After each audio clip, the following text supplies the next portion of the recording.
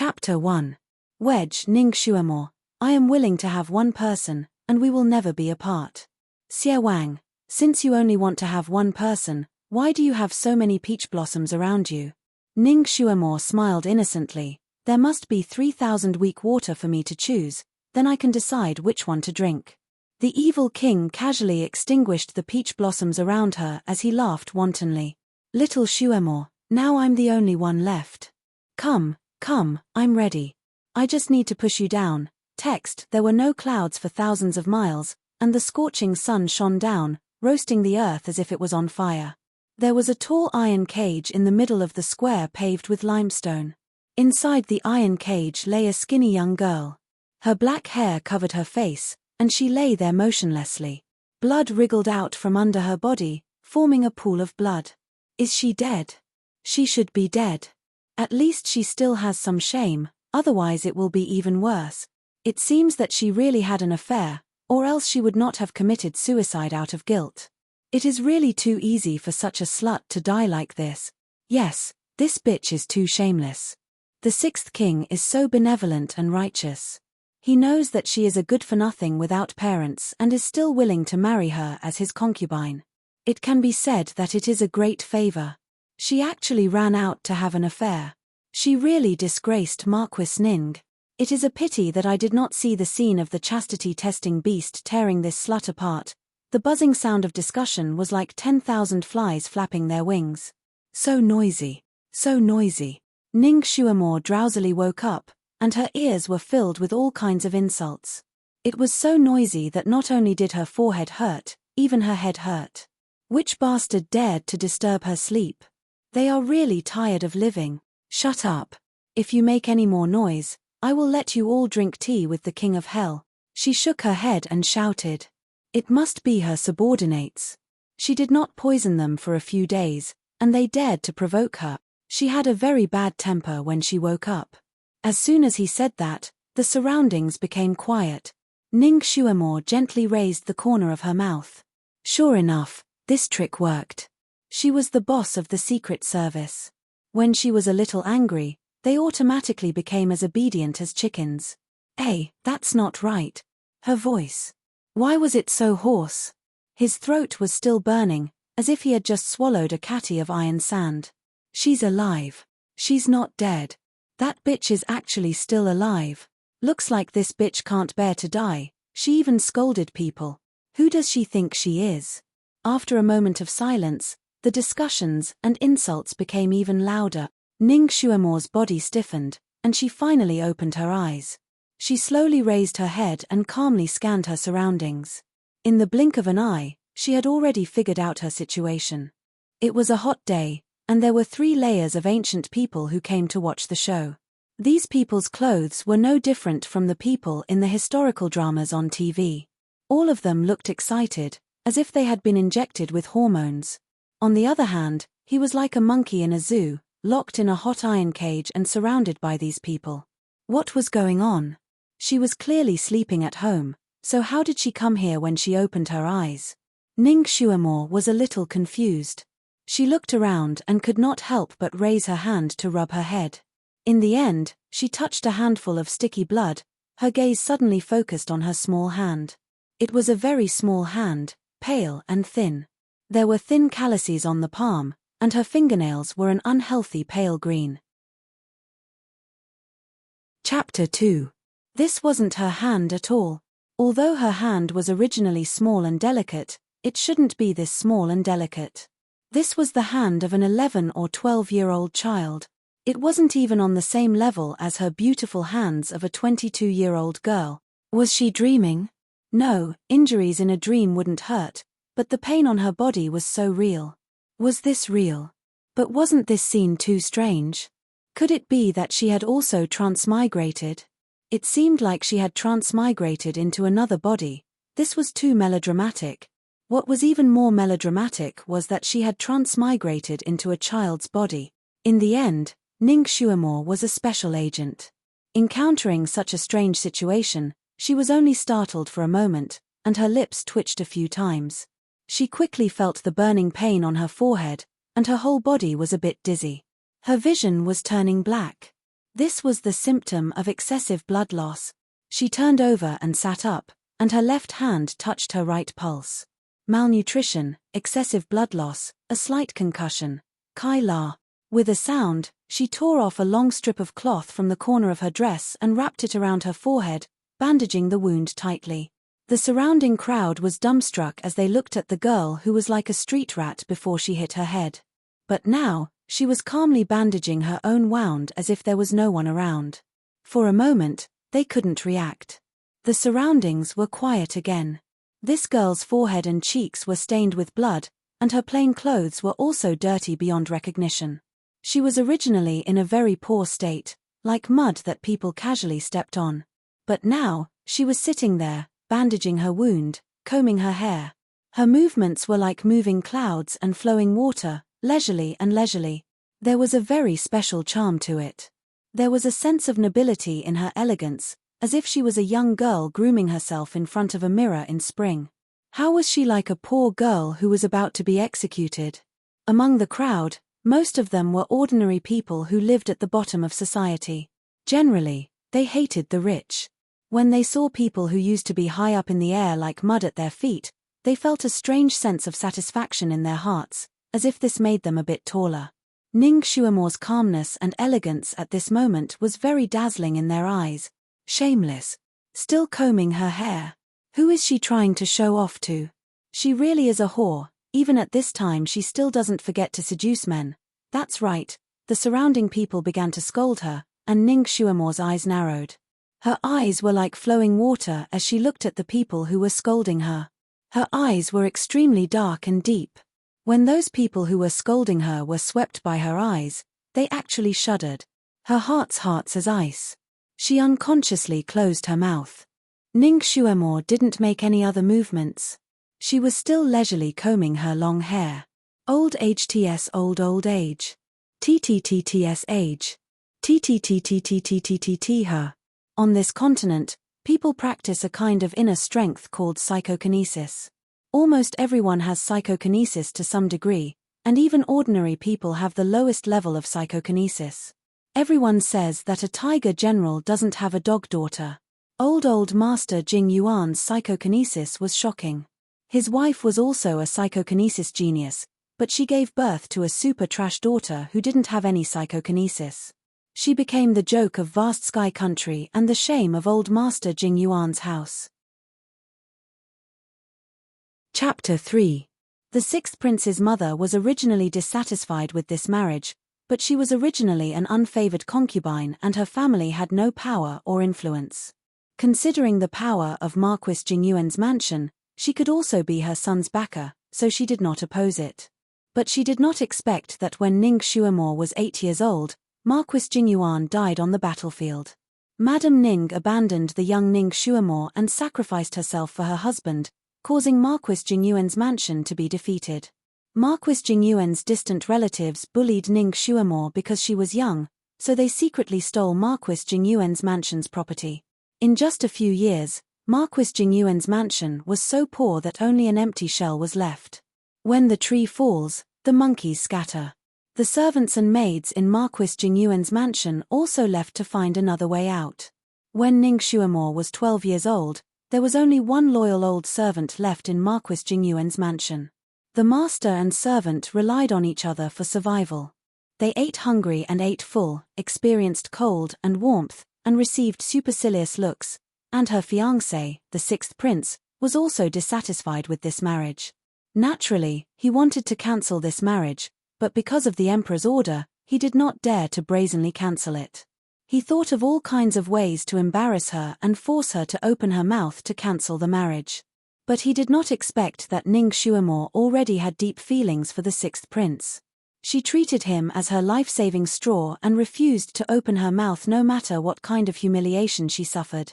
Even last year, when the sixth prince finally found fault with her and clearly stated that even if he married her in the future, she could only be a concubine. She gritted her teeth and agreed. She wholeheartedly wanted to stay by the sixth prince's side. What she did not expect was that her infatuation did not move the sixth prince. Instead, it made him even more disgusted and wanted to completely get rid of her. He was even more blunt towards her. Ning Xuemore lived a humble and careful life. She did everything cautiously, but disaster still found her. Last night, she was drugged in her own mansion, and when she woke up, she found many people breaking in. Her clothes were disheveled and she was lying on the bed with a strange man. This was a real adultery caught in bed. The future imperial concubine having this kind of scandal naturally caused a sensation in the city. This era was very strict towards women. Women who did not behave properly were often put to death. Drowning in a pig cage, burning, hanging. In this way, it would be extremely difficult for Ning Xuemore to survive, not to mention being the concubine of the sixth prince. Of course, she would cry out her grievances, but there were witnesses and evidence. Who would listen to her? Without any explanation, she was thrown into this iron cage and carried to this square. She was exposed to the scorching sun for an entire day, surrounded and insulted by people. Ning Xuemore's body was weak to begin with, and this kind of torment caused her to lose half of her life. In the end, she couldn't bear the humiliation and committed suicide by slamming her head into the cage. These are the memories of the original owner, awakening in the mind of the modern agent Ning Xuemore. Ning Xuemore gently touched her cheek. She knew that the reason why she had this memory was because this body contained the strong resentment of the original owner. That little girl died with her eyes wide open. Little girl, rest in peace. Since I've taken over your body, I'll avenge you. I will make the people who did this to you pay the price. A cold light flashed in her eyes. The sixth prince is here. It was unknown who shouted from the crowd. The surrounding people scattered to the sides like a tide. They made a path. Chapter 4. 36 astute and capable guards stood on both sides of the cage. 4 pairs of young girls held up the imperial canopy specially used by the princes. The man under the imperial canopy was wearing a brocade robe. He was incomparably handsome and exuded the majesty of the imperial family. This was Chang Kong Country's 6th prince, Ji Yunhao. He slowly walked forward and stopped 3 zhong away from the cage. He indifferently swept his eyes over Ning Xuemore, his eyes filled with disgust. Ning Xuemore, do you still have anything to say?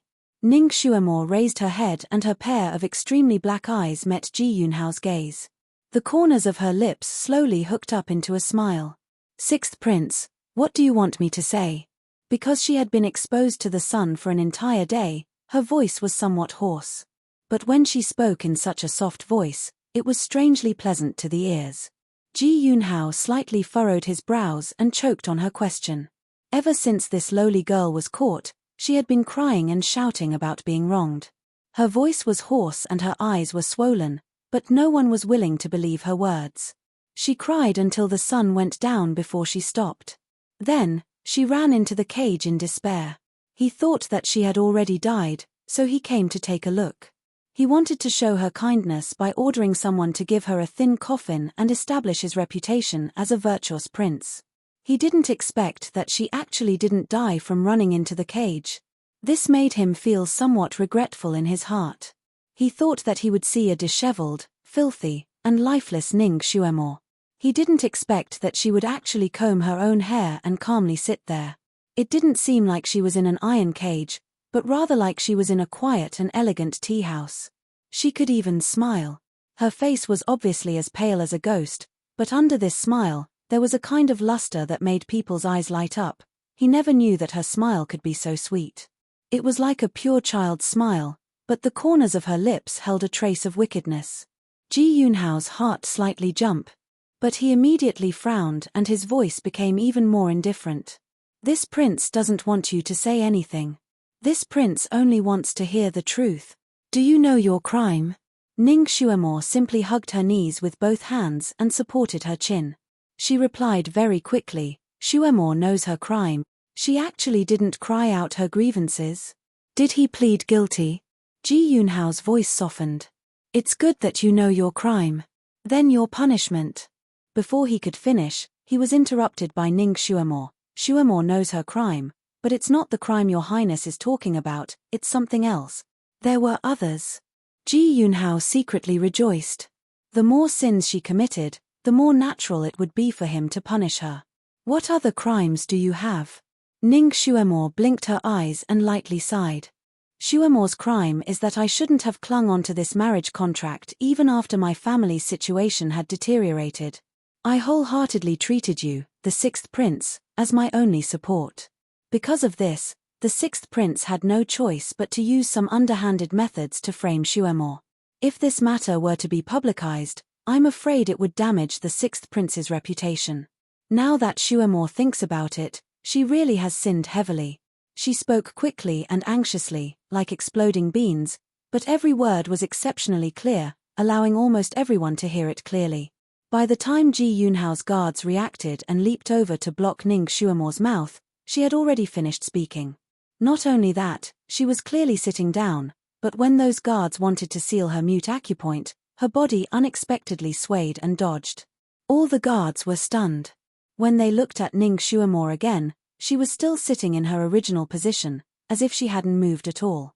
How did she dodge all those finger winds that attacked her?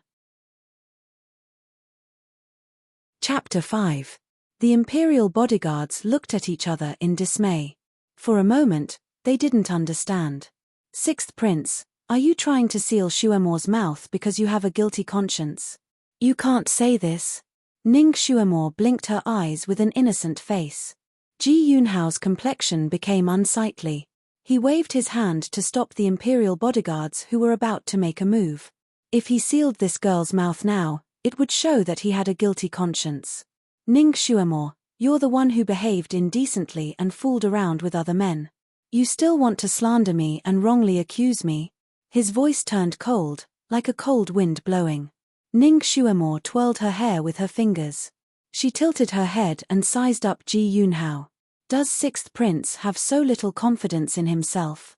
This sentence was somewhat without rhyme or reason.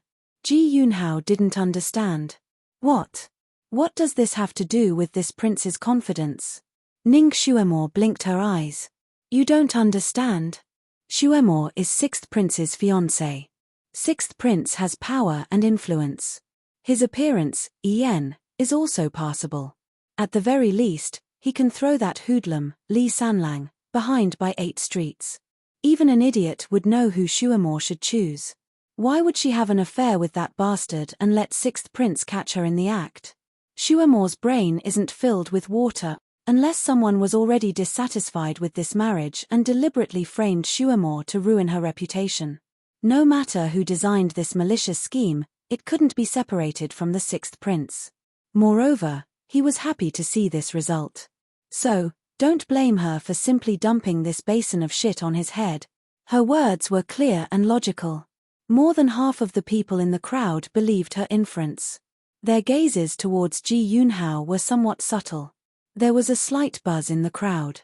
Although no one dared to talk loudly, their eyes were like daggers flying everywhere. Everyone was communicating with their eyes. Ji Yunhao's face was ashen. Ning Xuemore, you're about to die, yet you're still talking nonsense here. Do you think you're worthy enough for me to do anything to you? Ning Xuemore nodded her head cooperatively. Not worthy, not worthy. So in your highness's heart, Xuemore doesn't even have the affection for your highness to plot against me. Then she was even more unworthy of being the prince's concubine. Wang Ye must hate this engagement bitterly, wishing that Xuemore would disappear from this world. It was Xuemore who didn't see the bigger picture. She thought that she was still the young miss of Marquis Jingyuan's household, that Wang Ye would still treat her as well as when her father was still alive. She forgot that she was just an orphan without any power or influence, so she ended up like this. No matter how people bully her, no one will stand up for Xuemore. Father's life was for Vast Sky Country. He protected the safety of Vast Sky Country's citizens, but once he died, no one will protect his only orphan daughter's safety. As she spoke, her voice became choked with sobs. Although the majority of the commoners hated the rich, they still subconsciously sympathized with the weak. At this moment, they saw Ning Xuemore sitting alone in the iron cage with her head slightly lowered. Her pair of big eyes were filled with tears, making her look especially pitiful. Marquis Jingyuan was once the protector of Vast Sky Country, so the citizens respected him very much. Now that they heard Ning Xuemore's words, they couldn't help feeling pity for her. They all felt that the imperial family was burning the bridge after crossing the river and bullying an orphan girl. It was truly unkind. They all looked at Ji Yunhao with condemning eyes. Chapter 6. Ji Yunhao did not think that Ning Xuemo, who had always been clumsy with her words, would be so eloquent. Every sentence had a hidden meaning, but no one could find any weakness. This girl was like a completely different person. Was she hiding her true nature? Or was she forced to explode? No matter what the reason was, since things had developed to this point, he could not let her live. His handsome face sank. Ning Xuemo, you really know how to bewitch people. Don't pretend to be pitiful to gain sympathy. It doesn't matter if you were plotted against by others, or if you were willing. You and that San Lang were caught in bed. This is an irrefutable fact. You have lost your chastity and tarnished the dignity of the imperial family. If you really know shame, you should calmly die. That way, you won't lose the decorum of a noble lady. You shouldn't drag out an ignoble existence. This Chang Kong country and China's ancient times were similar. They had strict requirements for women.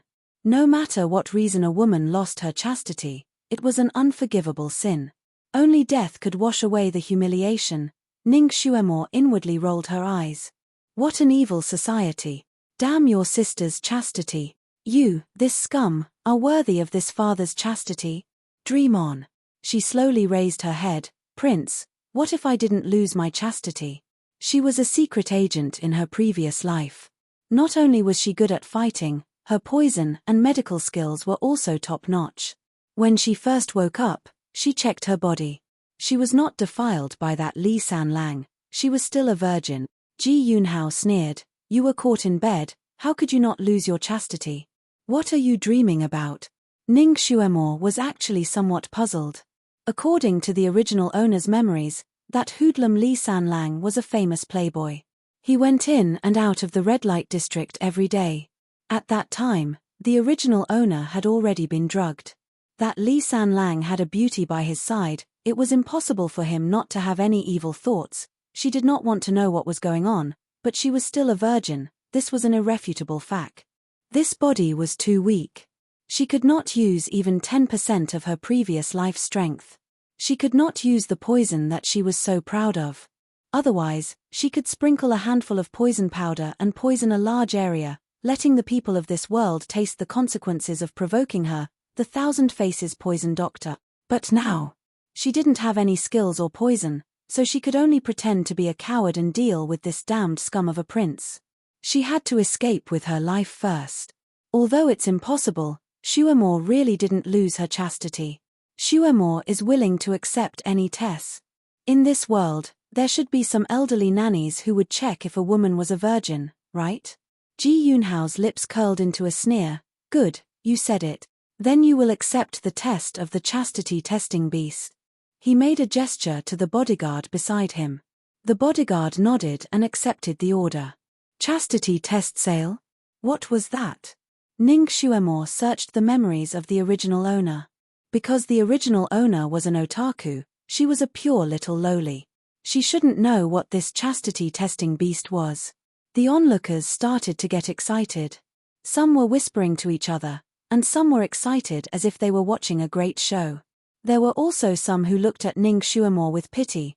One of the aunties simply opened her mouth to persuade Ning Xuemo, little girl, you can't pass the chastity testing beast. It's better to obediently admit your guilt and ask for a quick death. Once the chastity testing beast comes, you will suffer. Not only will you not be able to escape death, you will also have to suffer a lot. Yes, no one in this world can pass the test of the chastity testing beast. They all died miserably. Little girl, don't look for trouble. Another person tried to persuade her. Chapter 7. Many people also joined the camp of persuasion. Ning Xuemo's words just now had aroused the sympathy of many people. They felt that this orphan girl was no different from ordinary people. She was also a pitiful person who was bullied by the privileged class. She was even worse than them. This made them feel a common hatred for a common enemy. Unconsciously, they also included Ning Xuemo in their camp. Ji Yunhao's face was very ugly. This time, regardless of whether Ning Xuemo was innocent or not, the crime of persecuting a weak girl had already been set in the hearts of these poor people. This scoundrel girl must die. His eyes flashed with a trace of ruthlessness. On the left side of the square, there was a sudden commotion, and the crowd surged. The ancestor. The ancestor is here. It's really the ancestor. The ancestor is passing by, right? I didn't expect to have the fortune to see the ancestor's carriage today. Don't say any more, quickly kneel, quickly kneel. The crowd first discussed in low voices, and in the blink of an eye, everyone knelt down in the direction of the long street. Even Ji Yunhao's face changed, and he led the guards to kneel down silently. The square, which had been somewhat chaotic a moment ago, quieted down in an instant. Even if a needle fell on the ground, it could be heard. On the spacious and clean street on one side of the square, pedestrians wearing different clothes knelt down on the ground. Everyone held their breath, not daring to breathe loudly. On the other side of the street, a group of people and horses was winding their way over. At the front, there were 16 pairs of boys and girls wearing light purple robes scattering flowers. Following closely behind were 18 pairs of boys wearing the same color robes. Their hair was scattered, but not a single strand was out of place. Their hands were lightly waving a horsetail whisk, which emitted a faint cold fragrance, dense in the air of the whole street. This fragrance was very faint, very light, but seemed to be able to seep into people's hearts and souls. Behind them were 16 girls. These girls wore light purple robes like clouds, and long purple muslin was tied around their shoulders. These muslins were like silk, intertwined like flowers, holding up a sky-blue palanquin. This palanquin was clearly different from an ordinary palanquin. It was the size of an 8-person palanquin. The palanquin's body was made of an unknown material, but it was completely sky-blue, like the purest sky. The setting sun was like blood. When it shone on it, it did not leave any color behind. It was as if all the sunlight had been swallowed up by the blue color. An antenna-like object was erected on top of the sedan chair. This object was also pure blue, but it faintly emitted a faint luster. On top of it was a large ruby, translucent and bright, sparkling like a small sun. It was extremely eye-catching. All of the girls' faces were covered with a veil, like a mist shrouding a peony. Luxurious, mysterious, cold. It was not an exaggeration to use all the adjectives to describe this team. The curtains of the palanquin were so tightly shut that not even a corner of the person's robe could be seen. However, everyone knew that this was the carriage of the continent's most powerful god, the venerable overlord. Wherever the venerable sovereign passed, tens of thousands of people bowed their heads.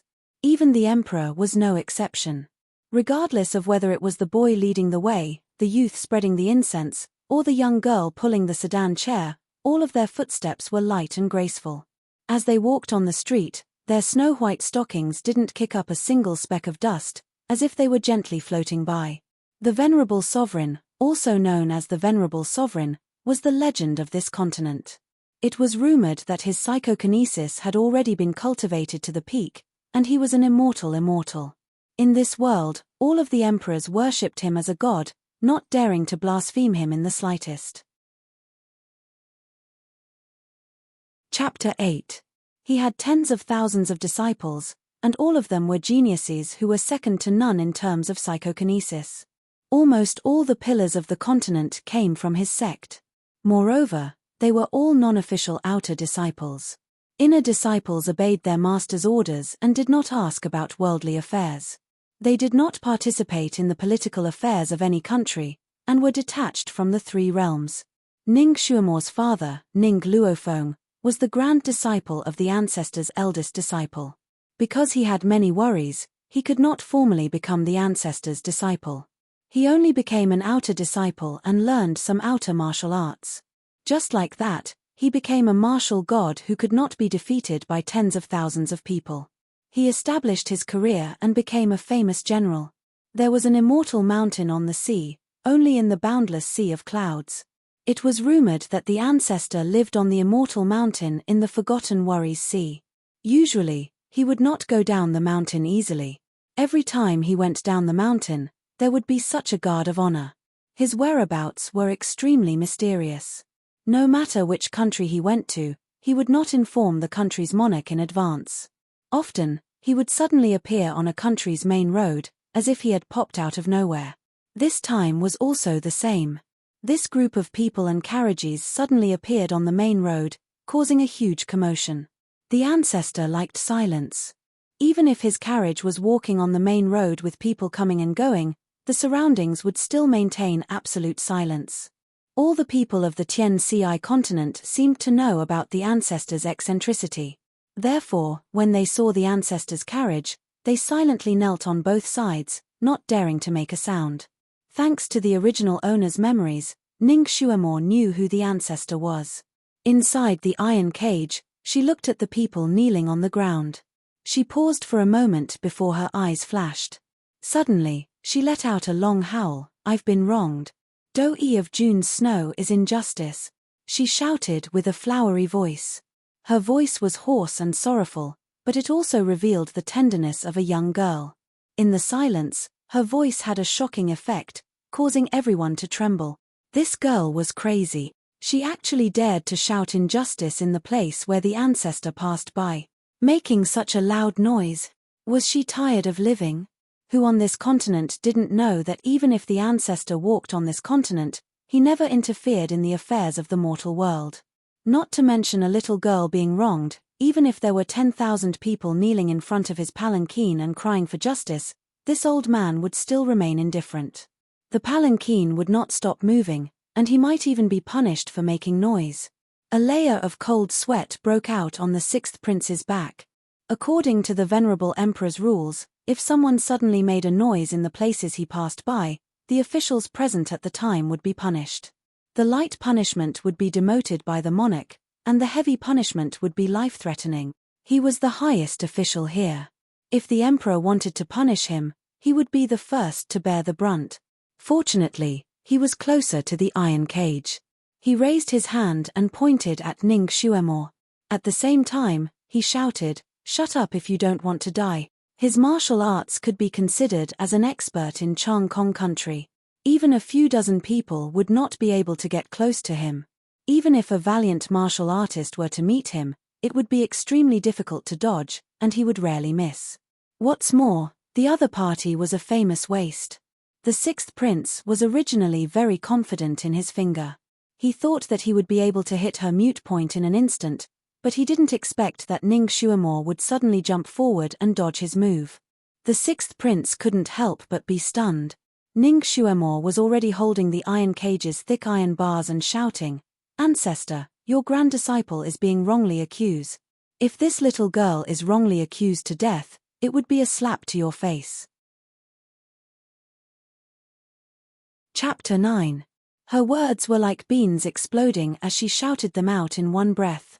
Everyone on the street was shocked and their faces turned ashen. In this world, no one had ever dared to shout at the ancestor like that. This little girl really swallowed a tiger's guts. Ji Yunhao simply wanted to strangle Ning Xuemo to death. He was about to make a move to seal her mouth that did not know the immensity of heaven and earth. The ancestor's palanquin, which had been floating forward, suddenly stopped. All the kneeling commoners' hearts almost stopped along with the ancestor's palanquin.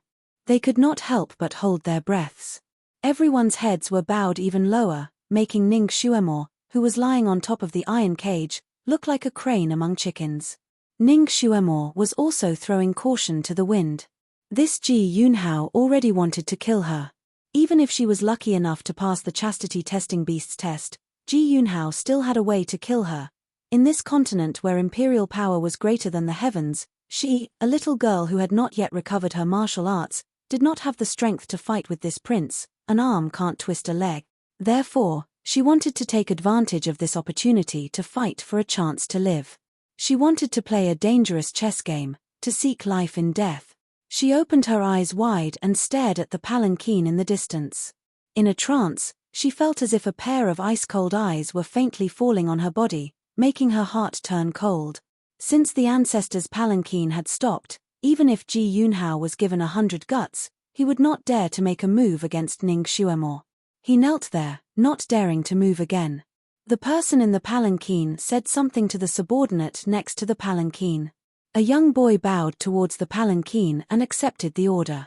His figure rose, leaving behind a faint afterimage in the air. Almost in the blink of an eye, he landed in the middle of the square. That young boy looked to be around 8 or 9 years old. His black hair hung down like satin, pink and tender. He had a small white face, but the expression on his face was very calm. He stood in front of the iron cage, glanced at Ning Xuemo, and then looked at Ji Yunhao. Justice. The ancestor only needs these 2 words. If this girl is wrongly accused, immediately release her. At the same time, investigate the mastermind who framed her. If this girl is not wrongly accused and has already lost her chastity, execute her by 1,000 cuts as a warning to others. Ji Yunhao didn't dare to slight this boy in the slightest. He bowed and complied. Ning Xuemo glanced at the palanquin that was already far away on the main street. Then, she looked at the little kid sent by the ancestor, who wasn't even as tall as her. She felt her stomach ache. This ancestor was too arrogant. She had shouted herself hoarse, yet he sent this little boy over. Was it really reliable for an 8 or 9-year-old child to be the supervisor? She said, "Immortal child, this is unfair." The boy raised his eyebrows in surprise. "What kind of fairness do you want?" Ning Xuemo answered straightforwardly, "I've been wronged. I've suffered so much. I've been locked in an iron cage, exposed to the sun, and even had rotten eggs and vegetables thrown at me. It can be said that I've suffered a great grievance. If it's really proven that I've been wronged, how can it be so simple to let me go immediately? No matter what, the 6th prince should compensate this little girl. After all, this little girl is the ancestor's grand disciple. Giving this little girl justice is also giving the ancestor justice." Every word and sentence she said was under the banner of the ancestor. Ji Yunhao's teeth itched with hatred, but he couldn't refute her. The boy glanced at him. "6th prince, what do you say?" Ji Yunhao bowed. "If Miss Ning has really been wrongly accused and hasn't lost her chastity, this little prince is willing to give her the status of a concubine. When she reaches marriageable age, a palanquin with 8 carriers will carry her through the door. Moreover, it will never be abandoned." Chapter 10. Ji Yunhao felt that Ning Xuemo would definitely be overjoyed to accept his compensation. Ning Xuemo would definitely agree to it. After all, before this little girl had tried every possible way to enter the 6th prince's door and endured humiliation and humiliation. Unexpectedly, as soon as he said this, Ning Xuemo in the iron cage sneered, "This compensation is too easy. I don't want it." Ji Yunhao's expression turned ugly. "Then what kind of compensation do you want? Don't tell me you want to be this prince's official consort." She was too insatiable. Ning Xuemo's lips hooked up. "Prince, you're thinking too much. Xuemo doesn't want the position of your official consort. Then what do you want? If Xuemo is wrongly accused, then I ask the immortal child to make a decision and allow Xuemo to break off her engagement with the 6th prince. Let's make things clear first. It was Xuemo who took the initiative to break off the engagement. I don't want him. The 6th prince has to shout 3 times in front of everyone, 'Miss Xuemo has broken off the engagement with this prince.' This condition was simply outrageous." Everyone's eyes widened as they looked at the audacious little girl in the iron cage. Their gazes were all different. Some admired her, while others thought she was a little crazy. The immortal child found it interesting. "6th prince, can you agree to Miss Ning's condition?" Ji Yunhao obviously didn't think of this. His face was as black as the bottom of a pot, but he had no choice but to answer, "This prince can agree." Ning Xuemo wasn't finished. This little girl wanting to break off the engagement is also what the 6th prince wants. It's reasonable for the 6th prince to give this little girl some compensation. How about this? The 6th prince will give this little girl 1,000 taels of gold. 1,000 taels of gold in exchange for the position of the 6th prince's official consort. The 6th prince will definitely agree to this transaction. Ji Yunhao, in the capital, who knew how many noble young ladies racked their brains to become his official consort. This little girl who didn't know the difference between life and death sold this position for 1,000 taels of gold. Although the immortal child's face was still deadpan, his eyes were filled with interest. Miss Ning, do you know that the position of the sixth prince's official consort is difficult to obtain? Why are you unwilling to be the concubine of the sixth prince? Ning Xuemore sat down in the cage and said, Is it hard to understand? In fact, it's very simple. I, Ning Xuemore, don't want to marry a heartless and treacherous scumbag. I'd rather have 1,000 gold taels. Even if Ji Yunhao had the self-restraint of a prince, at this moment, he still couldn't maintain his composure. Heartless and unjust. Cowardly and sinister. This was the first time little Wang had been evaluated like this. How did Miss Ning come up with this definition? Ning Xuemore glanced at him. Do you really want to hear it? I think I should leave you some face in front of others. So I'd better not say anything. The anger in Ji Yunhao's heart had already risen to a height of 30 feet. He clenched his teeth. Don't tell me you can't speak. Little Wang doesn't need you to save face for him. Ning Xuemore sighed. All right, that's what you said. Then listen carefully. My father, Marquis Jingyuan, saved your life, but you treat his daughter like this. You're heartless. You're a grown man, yet you force a lonely and helpless little girl like this. You're unjust. You're my fiancé, yet you don't have the ability to protect your official consort. You're being framed and framed by others. If this isn't cowardly, then what is? Whether or not you're the one behind this matter, you can't escape from the responsibility. You clearly know that I'm being framed, yet you still want to hit me while I'm down. You want to put me to death. If you're not treacherous, then who is? I don't want someone like you to throw yourself at me. Naturally, I want to break off the engagement.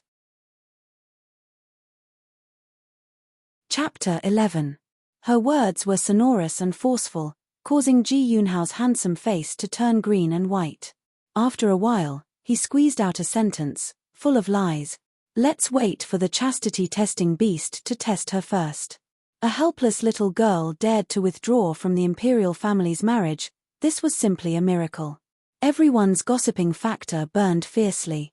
The people in the square were originally coming and going, but at this moment, they could only see people coming and not leaving. Everyone was waiting to see the result. In the subconscious minds of the commoners, they all hoped that Ning Xuemore would win and vent the resentment of those at the bottom of society. However, they were not optimistic about Ning Xuemore. After all, she was caught in the act of adultery, and the other party was a dissolute person. No matter what, they did not believe that Li Sanlang and Ning Xuemore were only sleeping under the quilt. They must have eaten her clean. This little girl was just a cornered beast. Even if she was lucky enough to preserve her chastity, she might not be able to escape the claws of the chastity-testing beast. In this world, there was no girl who could escape from the claws of the chastity-testing beast.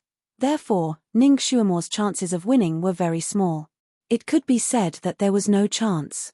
Countless eyes fell on Ning Xuemore's body. There was pity, and regret in their eyes.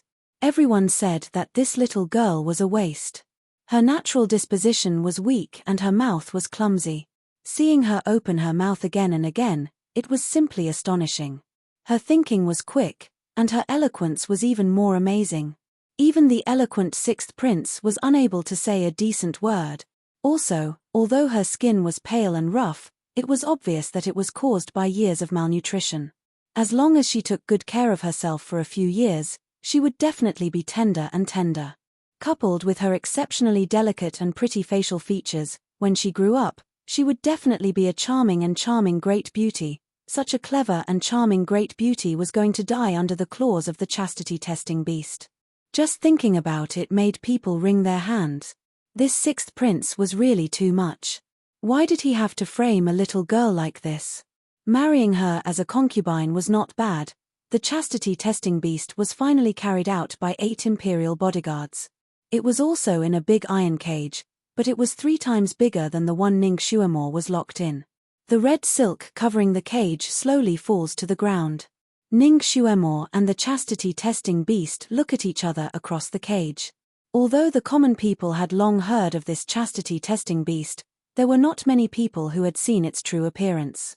This chastity-testing beast was a treasure of the royal family.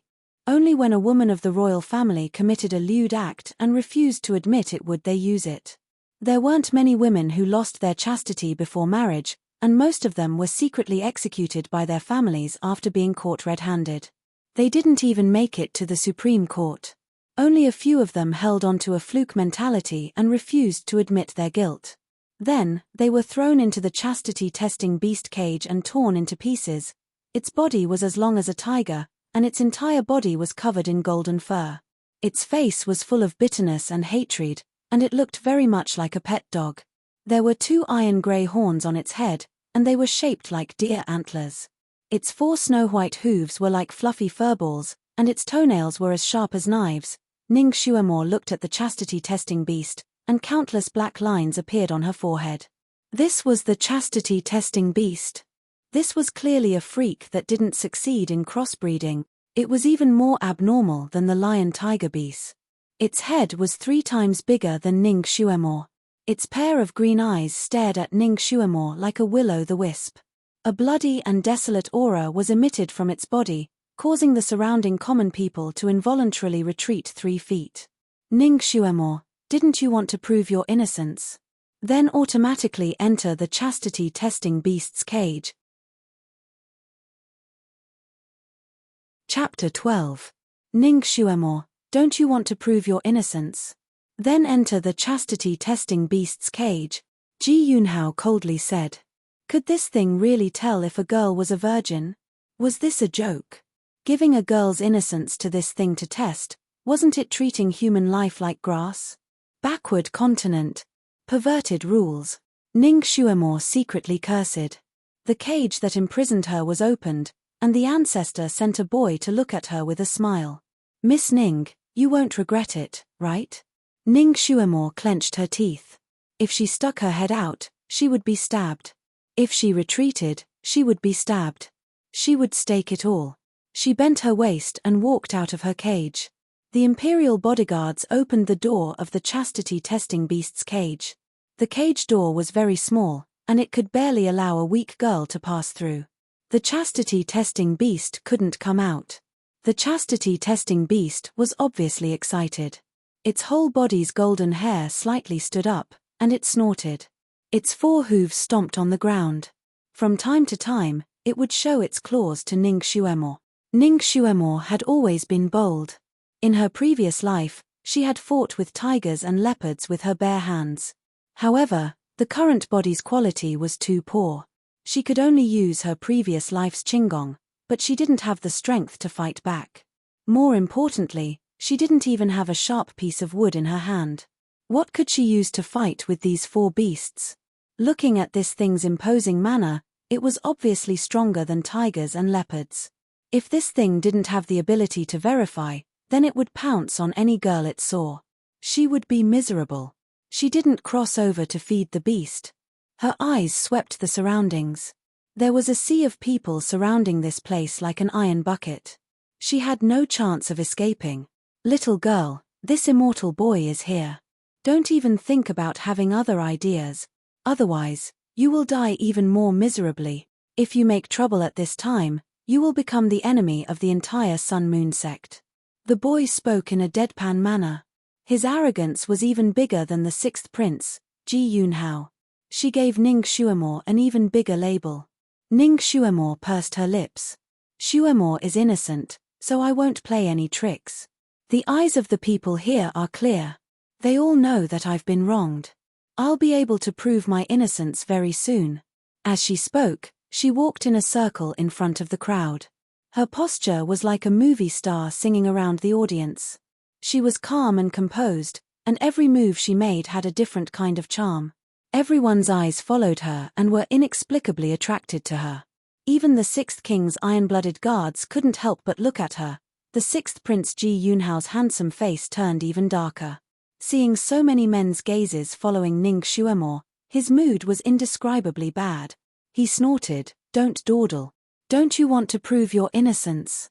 Hurry up and go in." Ning Xuemore's fingers secretly grasped the 2 iron hairpins she had just stolen. Her heart finally had a bit of confidence. She was a special agent. Her ability to steal things was comparable to a godly thief. She had just walked in a circle, so she already had a weapon in her hand. Her movements were light and skillful. Unexpectedly, no one noticed it.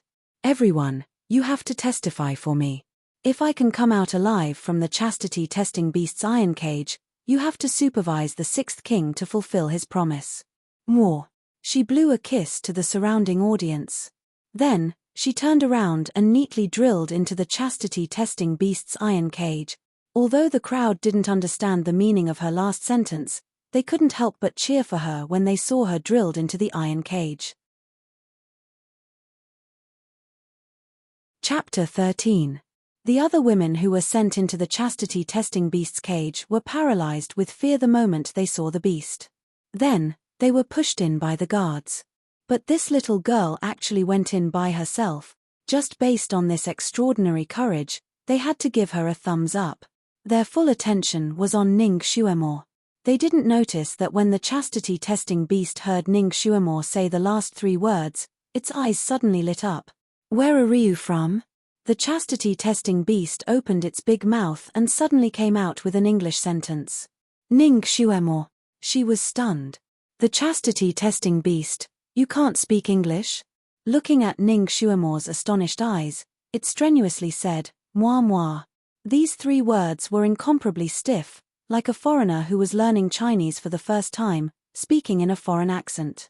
Ning Xuemore finally reacted. This beast can actually speak English.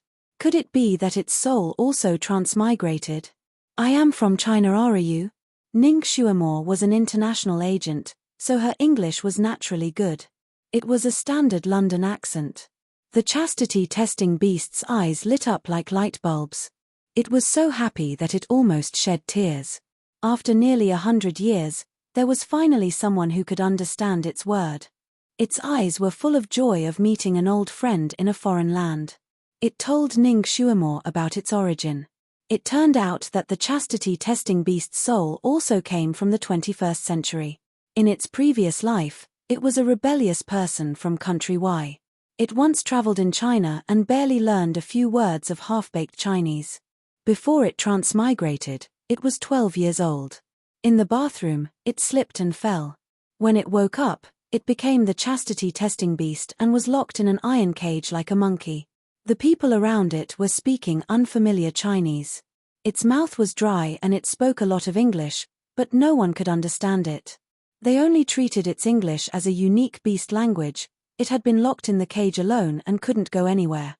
The servant who came to feed him was mute and could not communicate with him, so he could not learn Chinese even if he wanted to. He had a bad temper to begin with. After being locked up like this for so many years, he was so depressed that he almost went crazy. His emotions were like a barrel of gunpowder, exploding at the slightest touch. Occasionally, it would be dragged out to test the chastity of a certain girl. It looked at the crowd around it, and they were all talking in a language that it did not understand, which made it even angrier.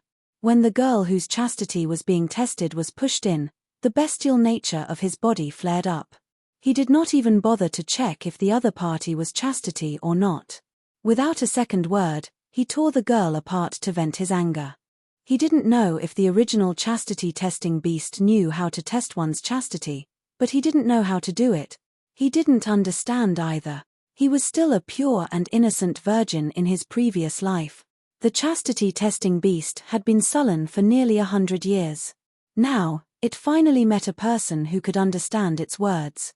As soon as it opened its mouth, it spilled all of its secrets. As a result, the onlookers saw such a wonderful scene. The small Ning Xuemore was standing in front of the tall chastity-testing beast. She was speaking the same language as the chastity-testing beast. One person and one beast chatted happily. Occasionally, Ning Xuemore would reach out her small hand and pat the chastity-testing beast's shoulder. Chapter 14. The chastity-testing beast's face was full of bitterness and hatred. Like a big cat, it rubbed itself against Ning Xuemore's body. Everyone was stunned as they watched this scene with their mouths agape and tongue-tied. A miracle. No one had ever been able to get along so well with the chastity-testing beast. This Miss Ning had created a miracle. To be able to get the chastity-testing beast's favor, It seemed that not only did she not lose her chastity, but she was also very pure. She was really wronged. Ning Xuemore resisted the urge to yawn. This international friend of hers was really a chatterbox. He almost talked about his previous life, school, grade, and even his little girlfriend that he had a crush on. Ning Xuemore admired him for being able to remember his mother tongue so clearly and speak so skillfully, even though he had been suppressed here for nearly 100 years. The chastity-testing beast bitterly expressed that he was afraid that he would forget that he was once a human, so he kept talking to himself. He couldn't help but ask about Ning Xuemore's previous life. Ning Xuemore didn't hide it and told him that she was a golden agent. The chastity-testing beast's eyes immediately lit up. He said that he worshipped agents the most in his previous life. He had seen many agent movies, such as 007, Spy Layers, Mission Impossible. He could recite them backwards. Looking at his small eyes full of admiration, Ning Xuemore thought unkindly that she had gone to his country to steal secrets. This child idealized agents too much. She glanced at his majestic body and secretly sighed in her heart. Who would have thought that such a tall and mighty beast would have the heart of a little boy? Although he had been in this world for a long time, because of the lack of communication, his mind was still that of a child. Unlike her, a mature agent's soul lived in a lowly's body. She and the chastity-testing beast chatted for half an hour. The surrounding people also looked at them like clay and wooden sculptures for half an hour. On such a hot day, everyone was sweating profusely, but no one was willing to leave. The eyes of the boy sent by the ancestor also showed a strange color. 100 years ago, the chastity-testing beast had a serious illness. After experiencing life and death, its temperament changed greatly. It often mumbled various syllables, trying to communicate with people, but no one could understand. He didn't expect that this little girl could actually use the same syllables to communicate with it. This little girl wasn't simple. Chapter 15. When Ning Xuemore calmly came out of the iron cage, the crowd burst into thunderous cheers. Even the boy, who had been keeping a straight face, revealed a faint smile on his lips. Ning Xuemore smiled and cupped her hands towards the boy. "Immortal child, please uphold justice for Xuemore." The boy nodded slightly and looked towards Ji Yunhao. "Sixth Prince, what do you say?" Ji Yunhao's face was somewhat pale. He looked at Ning Xuemore with a complicated gaze and replied rather slyly, "It seems that Miss Ning has really been wronged. This little prince will give Miss Ning a true compensation. I will thoroughly investigate the main culprit behind her death." He somewhat regretted breaking off the engagement. If he could take this little girl as a concubine in the future, perhaps it wouldn't be bad. He did not mention a single word about breaking off the engagement. Ning Xuemore was smart enough to see through his thoughts. She bowed to the child. "Immortal child, you will definitely be able to carry out the ancestors' words of justice. You will definitely make the sixth prince fulfill the bet." The bet just now was that if Ning Xuemore won, Ji Yunhao would shout 3 times in front of everyone, "This prince has been broken off by Miss Xuemore," and then give Ning Xuemore 1,000 taels of gold. 1,000 taels of gold was fine, but if he shouted that, then he would lose all face. Would he still be able to conduct himself in the future? Ji Yunhao's face almost turned green. Humph, if this little girl insisted that he fulfill the bet, even if he would be silently criticized by tens of thousands of people, he would still secretly execute this little girl to relieve the hatred in his heart. Ning Xuemore naturally knew that she had no power and no influence.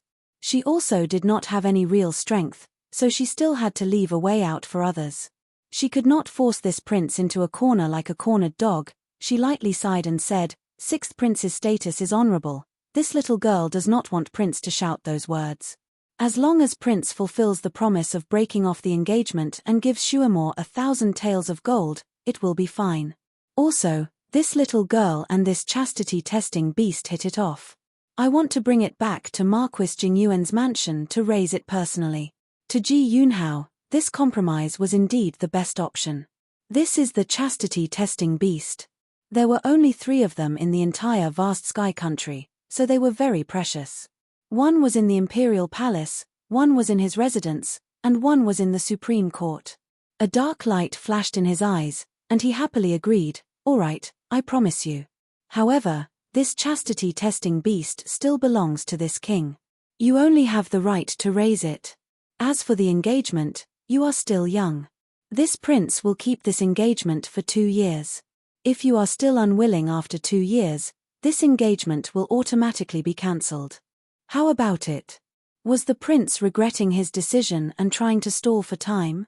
TSK, she wasn't going to let him think about it. She didn't want to be entangled with him in the future. Ning Xuemore simply shook her head. Xuemore likes to be straightforward. Your Highness must be a straightforward person, so it's better to annul this marriage. Ji Yunhao, at this time, he naturally could not persist any longer. He could only agree to annul the engagement under the witness of the fairy child, a dim plaque, a dilapidated gate, a courtyard overgrown with weeds, and an empty hall. This was the current Marquis Jingyuan's mansion. A gust of wind blew through the hall, causing it to swirl around and swirl up the dust, causing Ning Xuemore to sneeze the moment she entered the hall. Really poor. Really dilapidated. Afterwards, the chastity-testing beast was carried in and impolitely commented. Of course, it still spoke in English. Ning Xuemore raised the corner of her mouth. Chapter 16. Marquis Jingyuan had served the country all his life. Although he had made countless contributions to the country, he was an honest official and relied on his salary to support his family. Marquis Jingyuan's household was originally poor. After the general and his wife died, all the valuables in the house were snatched away by their relatives. All that was left was an empty shelf. Yesterday, when the original owner of this body met with that incident, the only old servant left was also driven out and left to wander the streets. When Ning Xuemore came back, she accidentally bumped into him and picked him up. In that farce, his foot was stepped on and injured. At this moment, he was using one leg to wipe the table and stool. He was busy like a spinning top, and his mouth was also chattering endlessly. It was nothing more than thanking the heavens for opening their eyes and clearing their young miss grievances. Ning Xuemore knew that the original owner and this old servant had always depended on each other for survival. Their relationship was like that of a father and daughter.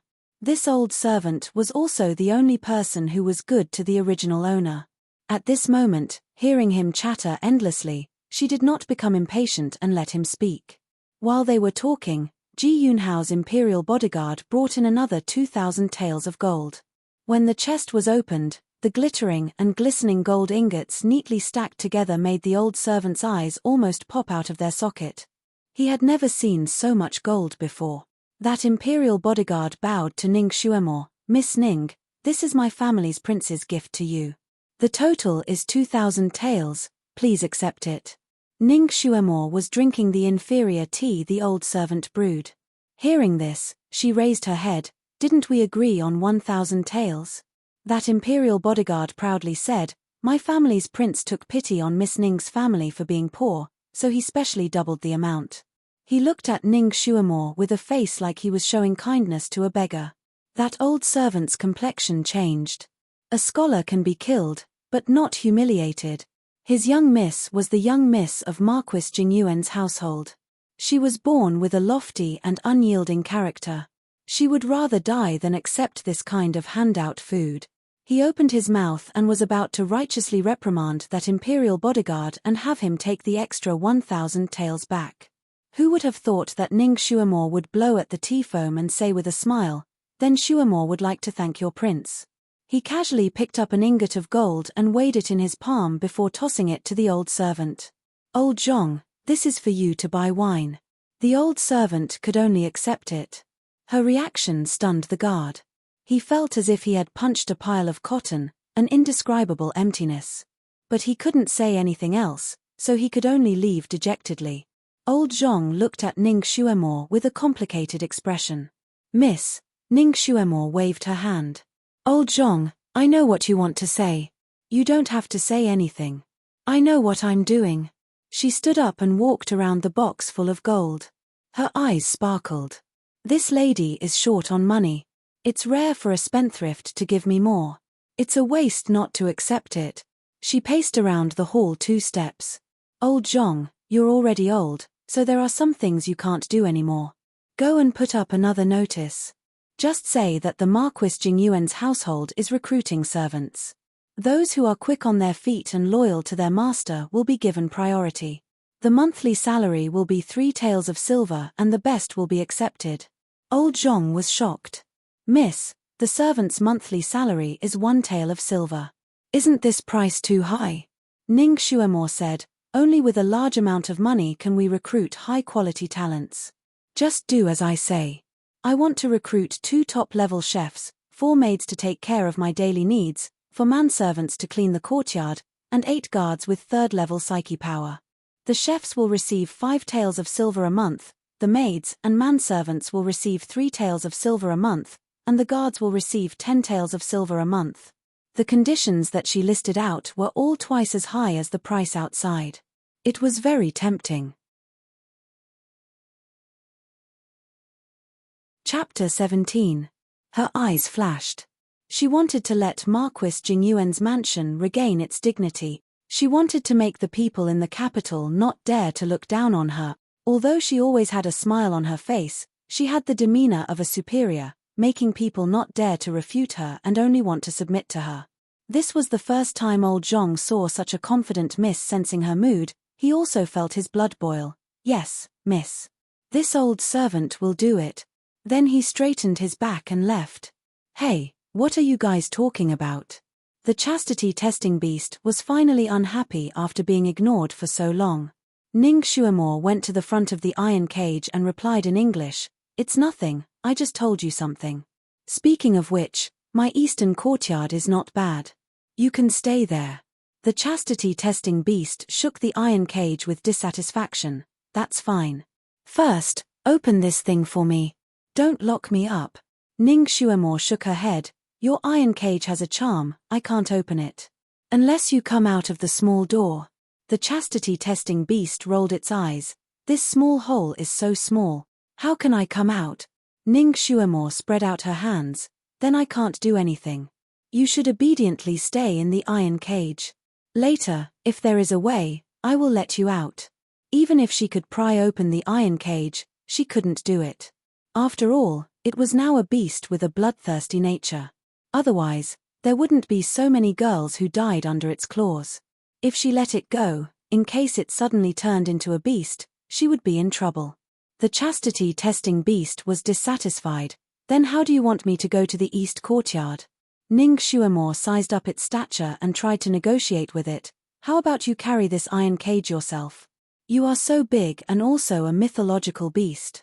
You should have the strength, right?" Chastity testing beast. 1 person and 1 beast were talking here. Suddenly, a faint noise came from the front yard, followed by rapid footsteps that went straight to the hall. "Second Aunt Ning, you can't force your way in. My Mrs. Body is not good, she can't see guests." Old Zhong's voice was somewhat breathless. After all, one of his legs was injured, so he couldn't catch up with other people's footsteps. "What are you talking about? How could entering his own niece's courtyard be considered trespassing? Can't I come to see my niece?" As he spoke, a woman in her 30s rushed in like a gust of wind. "Xuemo, Auntie is here to see you."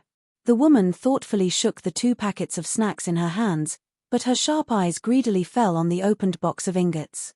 In 3 steps he scurried over. "Yo, eldest niece, where did you get so much gold? Don't tell me it's fake." He stretched out his hand to grab it. Pa! The lid of the box suddenly closed like lightning, almost catching the woman's hand.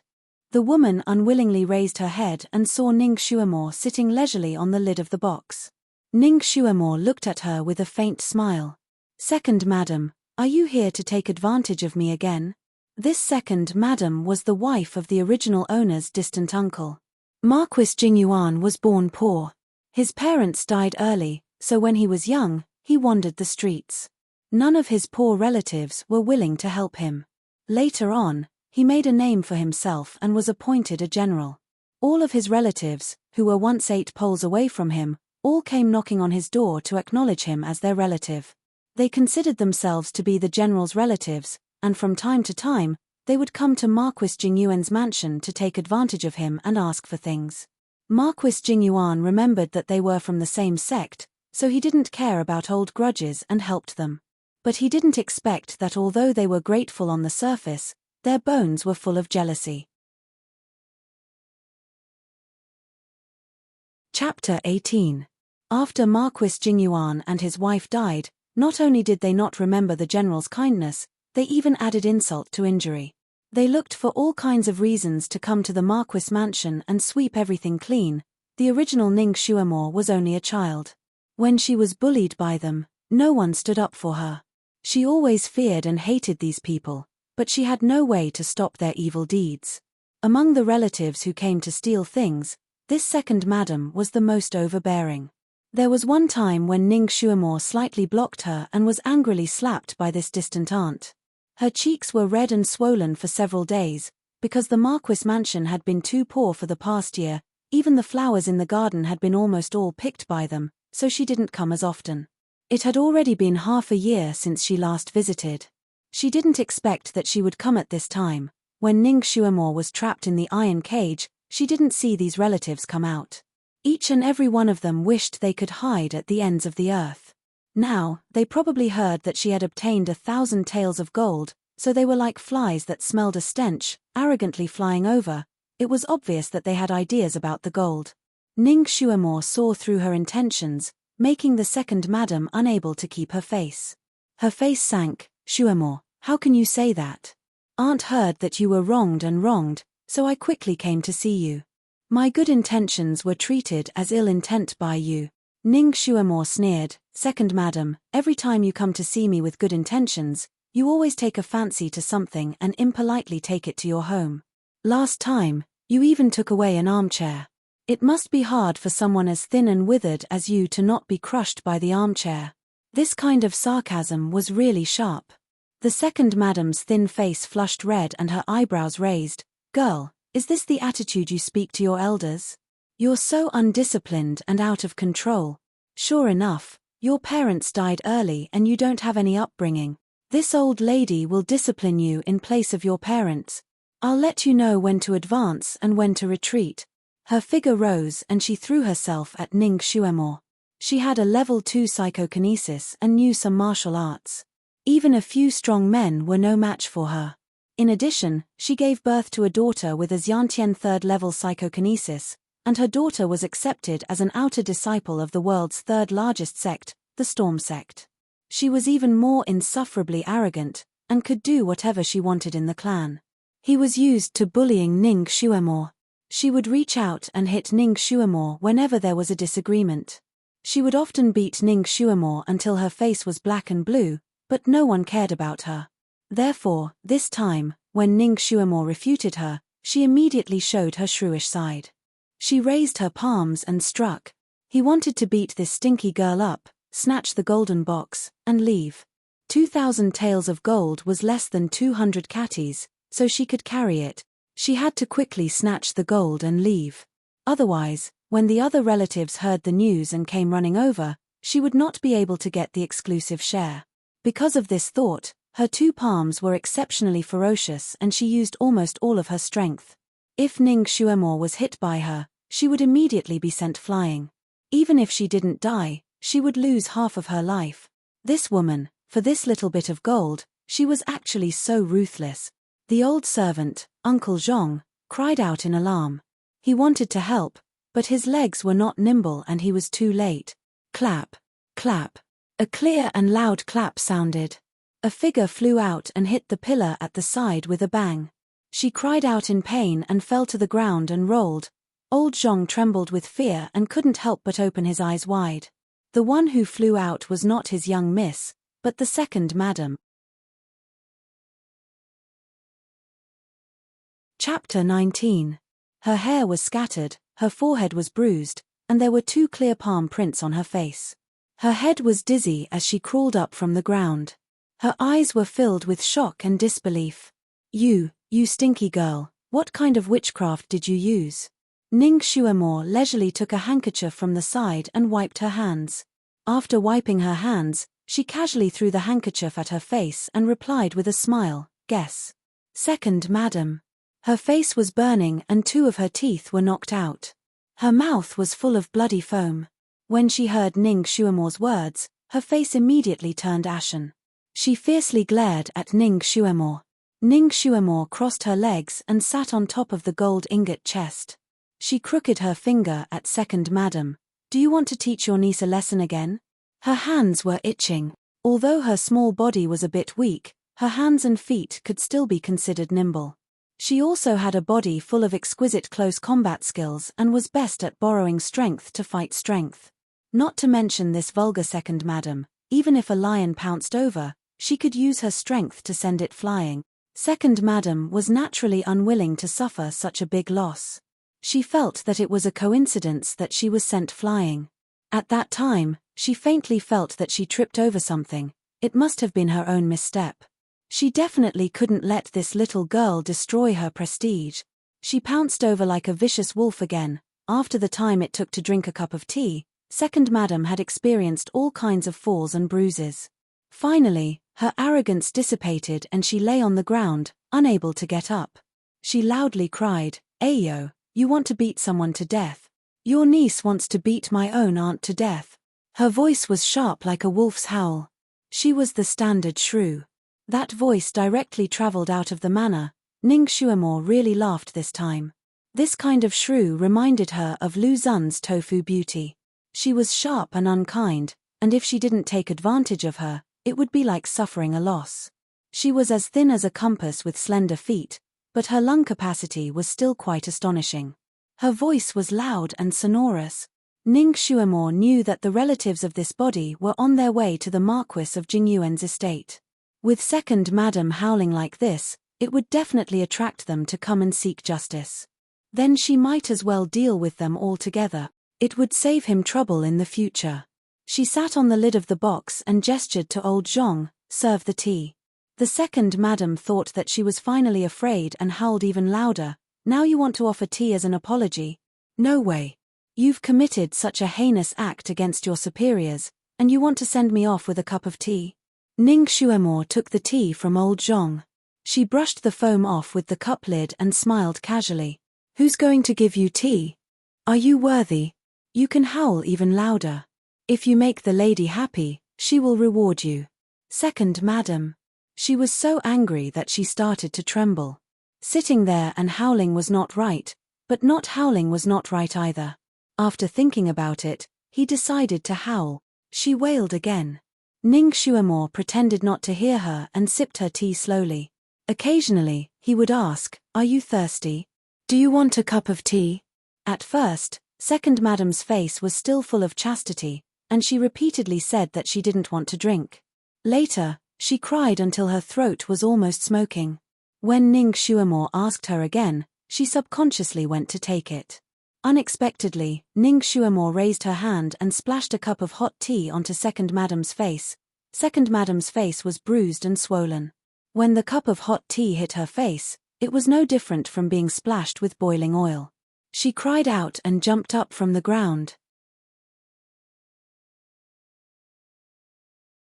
Chapter 20. What's going on? Why are you wailing like a ghost and howling like a wolf?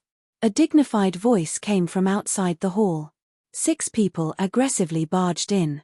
Ning Xuemor's long eyelashes fluttered. "Very good. Second uncle, eldest uncle, first aunt, 5th cousin, 6th cousin, and eldest cousin are all here. They're all here." Second Madam pounced on her husband with a face full of tea foam. "Husband, you have to get justice for me. I'm going to be bullied to death by this little bitch." Second uncle probably didn't expect his wife to be in such a sorry state. He was stunned. What's going on?" Second Madam slapped her thigh and cried loudly. She recounted the scene with exaggerated details. Of course, she didn't say that she had pounced on the chest of gold. In the end, she rolled on the ground and cried out in pain. One moment, she said that her leg was broken, the next moment, she said that her arm was broken, and her waist was twisted. She couldn't move anymore. She looked as if she had been beaten to the point where she couldn't get up.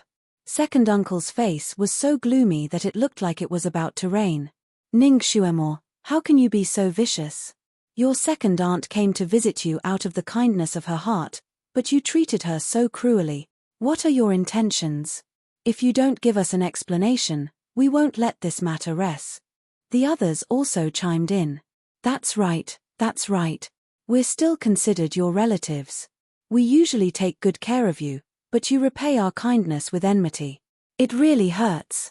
We can't let this matter rest. You injured your second aunt and committed the crime of offending your superior.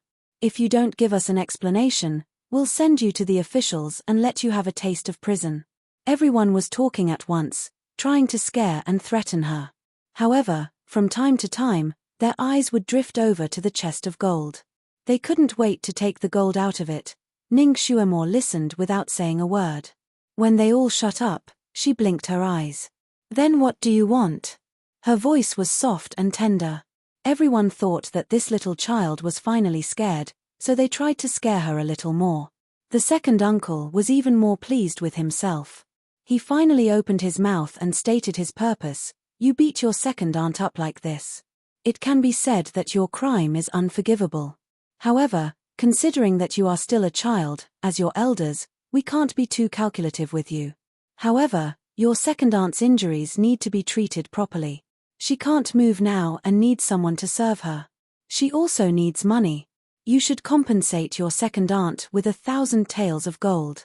Ning Xuemore didn't say anything, but the others couldn't stand it. It was rumored that Ning Xuemore had received 1,000 taels of gold. If they were to compensate second brother's family, then what would they get? Second brother, that's where you're wrong. Sister-in-law's injuries are just superficial wounds. She'll be fine after getting some medicine. Why would she need 1,000 taels of gold? Aren't you exaggerating a little too much? The aunt retorted. That's right. If you ask me, 100 taels of gold will be enough at most. In addition to the loss of time, let Xuemore compensate you with 200 taels of gold. The first uncle said. A man whose heart is never content is like a snake trying to swallow an elephant. Second uncle, you're really asking for too much. The fifth cousin said righteously. The second aunt was anxious and slapped her thigh. Why are you acting as righteous envoys? You're not the one who got hurt. Do you think I don't know what you're planning? You just want to get a share of the profits. You want this batch of gold. Niece Xuemore is still young. It's not safe for this 1,000 taels of gold to be in her hands. We just want to keep it for her. Moreover, since she got this windfall, she should share it with the other relatives in the family. Chapter 21. Several people were quarreling over the ownership of this batch of gold, their faces red with anger. Ning Xuemore looked at them with cold eyes, but the corners of her mouth always had a trace of a smile. The group of people quarreled for a long time, but no one gave in. The more they quarreled, the angrier they became. Shut up. Shut up. The chastity-testing beast, who had been watching from the side, couldn't bear it anymore and roared. Granny, they were all arguing in Chinese. That girl didn't translate for it. It was like a duck listening to thunder. It didn't understand a bit. Instead, its head hurt from the noise. Its voice was like a thunderclap in the hall. Everyone trembled and couldn't help but shut their mouths. After all, the chastity-testing beast was a mythological beast.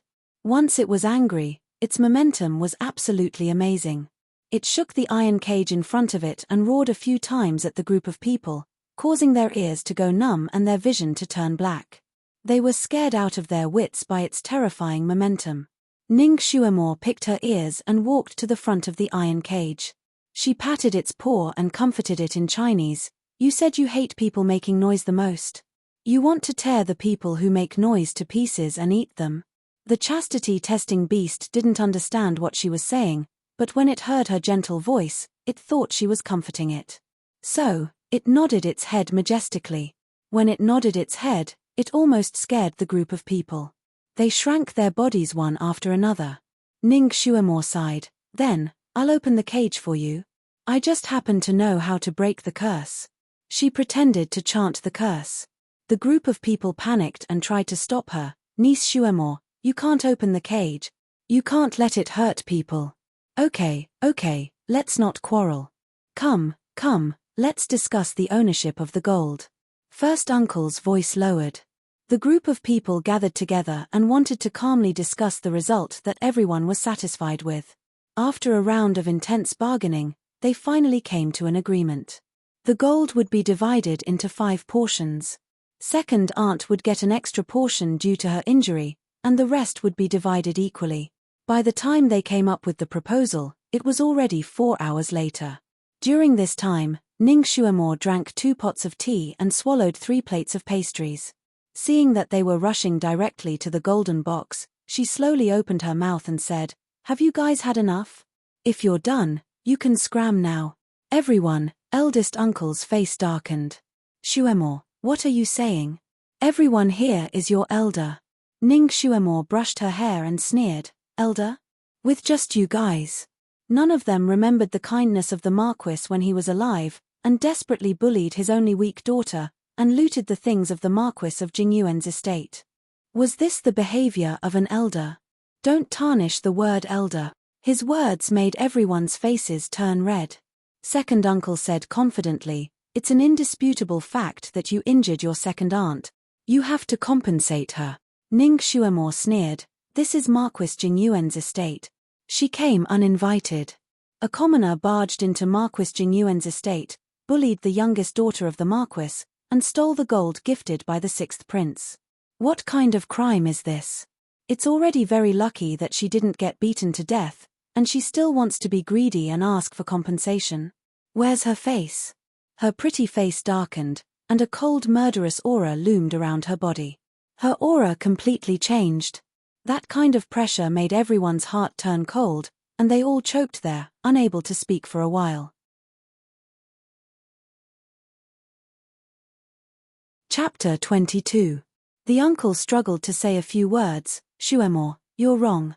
Even if you don't compensate your second aunt, you won't be able to spend the 1,000 taels of gold. You should help your clansmen.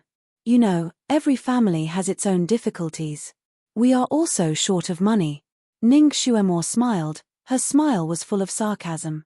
She opened the gold chest and picked up an ingot of gold. She weighed it in her hand. "You're short of money, so I, an orphan, should give you gold for free? What kind of fallacy is this? This gold is mine. Even if I throw it to the dogs, it's not up to you to speak." She casually threw it into the chastity-testing beast's iron cage. The chastity-testing beast looked at the gold ingot rolling around under its feet. Its pair of big eyes flashed with question marks. It naturally recognized gold, but it didn't understand Ning Xuemore's intention. It used its big claws to push the gold ingot and pressed it under its palm. Everyone. Ning Xuemore's palm was like a fairy scattering flowers. She threw the ingot of gold into the iron cage. When everyone reacted, she had already thrown half of the chest of gold into the iron cage. Those who knew martial arts rushed over. "Stop! Stop! What are you doing?" Countless hands stretched out, wanting to snatch the gold from the chest.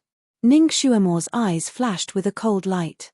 She kicked the chest and closed it with a snap, pinching the fingers of the fingers. While people were screaming, Ning Xuemore's figure spun around. Almost no one could see her movements clearly. They only saw that she had already picked up the gold chest and with a turn, she broke free from the encirclement of the crowd. When everyone reacted, the chest of gold had already fallen into the iron cage. The iron cage was tall, but the cage door was small. It could only allow one person to enter and exit. The chest of gold glittered in the cage door. Ning Xuemore said a few words to the chastity-testing beast. Then she turned around. "If you really want the gold, you can go into the cage and take it. I will give you as much as you take." Everyone looked at the majestic chastity-testing beast in the iron cage. Who would dare to make a move? But seeing the gold in front of him, he was unwilling to let it go just like that. He was stunned for a moment.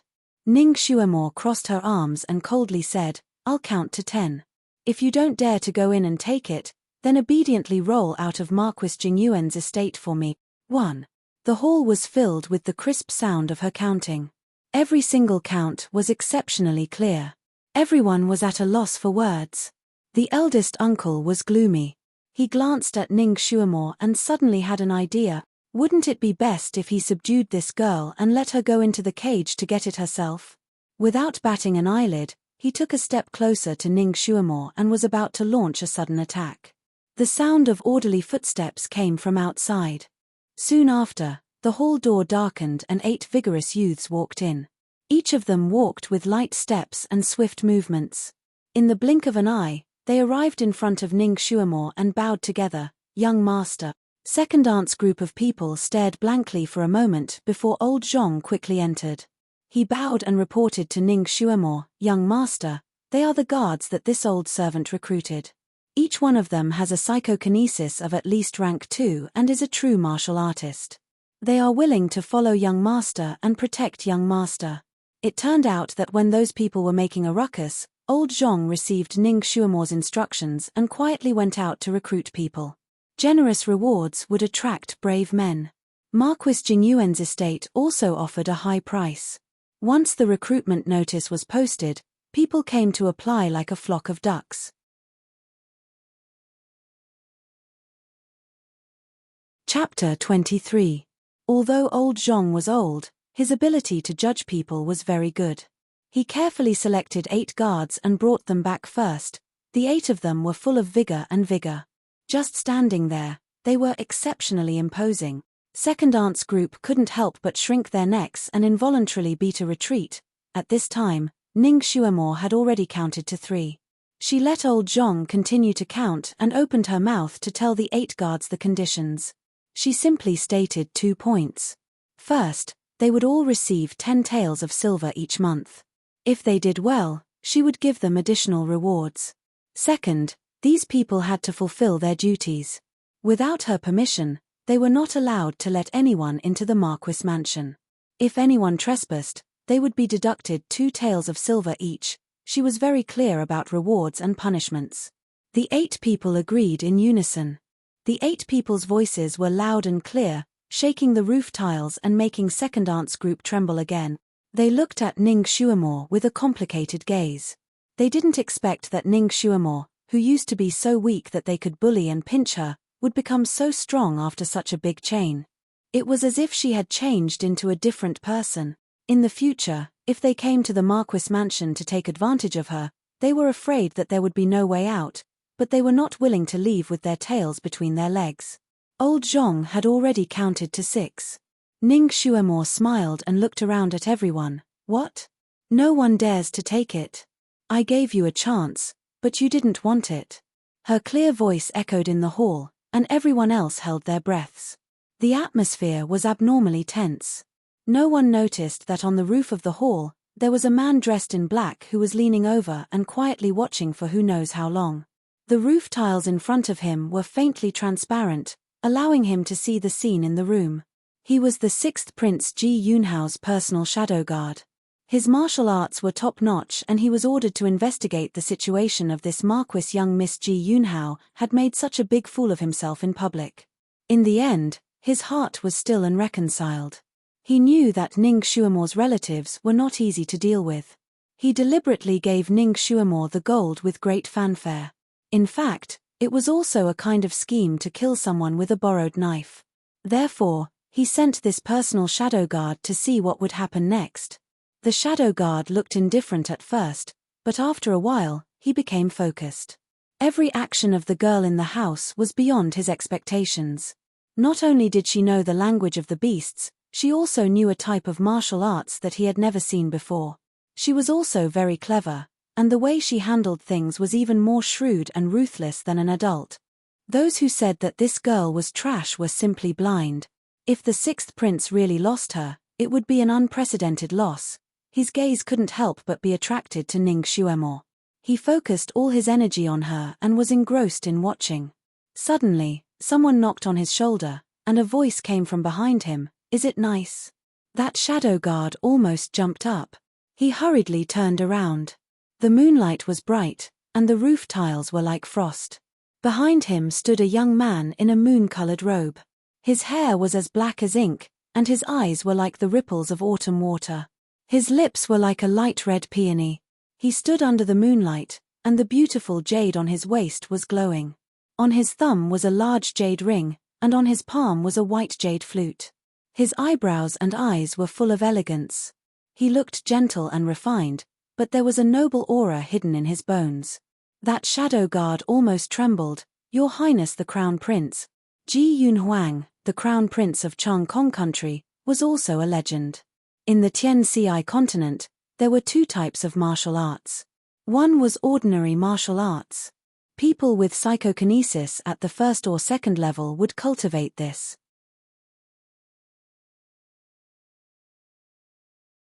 Chapter 24. The first type was ordinary martial arts. People with psychokinesis at the first or second level would cultivate this. At the highest level, they could become a martial arts expert and become a warrior, a bodyguard, or a bodyguard. The majority of people in Tianxi continent were like this. The last type was techniques. People with psychokinesis at the third level and above would cultivate this. This type of cultivator had the most room for development and was also the most complicated. They were divided into three types: heaven, earth, and human. Each type was also divided into 10 levels. For those who could cultivate techniques, most of them would cultivate to the 10th level in their entire life and would not be able to advance any further. Very few people could break through the human level and enter the earth level, becoming a genius among geniuses. These people were very few in number and all of them were great masters of their generation. Every action of theirs would determine the rise and fall of a sect. As for the heaven level, it was a legendary level. It was rumored that the ancestor had already cultivated to this level. However, none of the living people in Tianxi continent had ever seen him in action. Or perhaps, those who had seen him in action had already disappeared from this continent. Psychokinesis was divided into 10 levels. The higher the level of techniques one could cultivate and the more effective they would be. Most of the people in Tianxi continent were at the first or second level. Only a small number of people had reached the third or fourth level. Those who reached the fifth level were extremely rare and were fought over by various sects. As for this Crown Prince Ji Yunhuang, his psychokinesis was at the 6th level. At a young age, he had already cultivated to the 3rd level of the Earth realm and became the pride of Changkong Country. Not long after his talent was tested, the old emperor announced to the world that he was the Crown Prince. At a young age, he was taken in by the head disciple of the world's #1 mysterious sect, the Sun Moon sect. He became the ancestor's direct disciple and was carefully nurtured. Although he was the Crown Prince, he was not in the palace often. Most of his time was spent cultivating in the Sun Moon sect. However, he had eyes and ears everywhere. Everything that happened in Changkong Country could not escape his eyes and ears. Intelligence, courage, decisiveness, scheming, he was the best in all of them. He had many brothers and many capable people, but none of them dared to covet his position as the Crown Prince. His position as the Crown Prince was even more secure than iron. The Shadow Guard did not expect that this legendary Crown Prince would actually appear here. He subconsciously wanted to bow down to this future monarch. Ji Yunhuang raised his flute, and the Shadow Guard's knees were supported by an invisible stream of air, making him unable to kneel. "Since you have already let go, why linger? Tell my 6th brother not to disgrace the imperial family." Ji Yunhuang's voice was indifferent, but there was no room for doubt. "Yes." The Shadow Guard hurriedly replied, bowed, and flew away. The two of them were speaking via voice transmission, so outsiders couldn't hear them at all. Therefore, no one in the hall was alarmed. Ji Yunhuang pointed his flute at the roof tile that had returned to its normal color. The roof tile instantly turned into a mirror, and the scene in the hall was reflected in his eyes. Ah! That second aunt rolled on the ground, covered in blood. She was like a fish that had come ashore, and she was in so much pain that she kept jumping. It turned out that she was not willing to return empty-handed. She also saw the golden chest placed at the entrance of the iron cage. The golden light directly attracted her soul. Taking advantage of the chastity-testing beast turning around, she rushed forward and reached out her hand to grab the gold. She felt that her speed was fast enough, but she didn't expect the chastity-testing beast to be even faster than her. Her vision blurred, and her good arm was already torn off by the chastity-testing beast.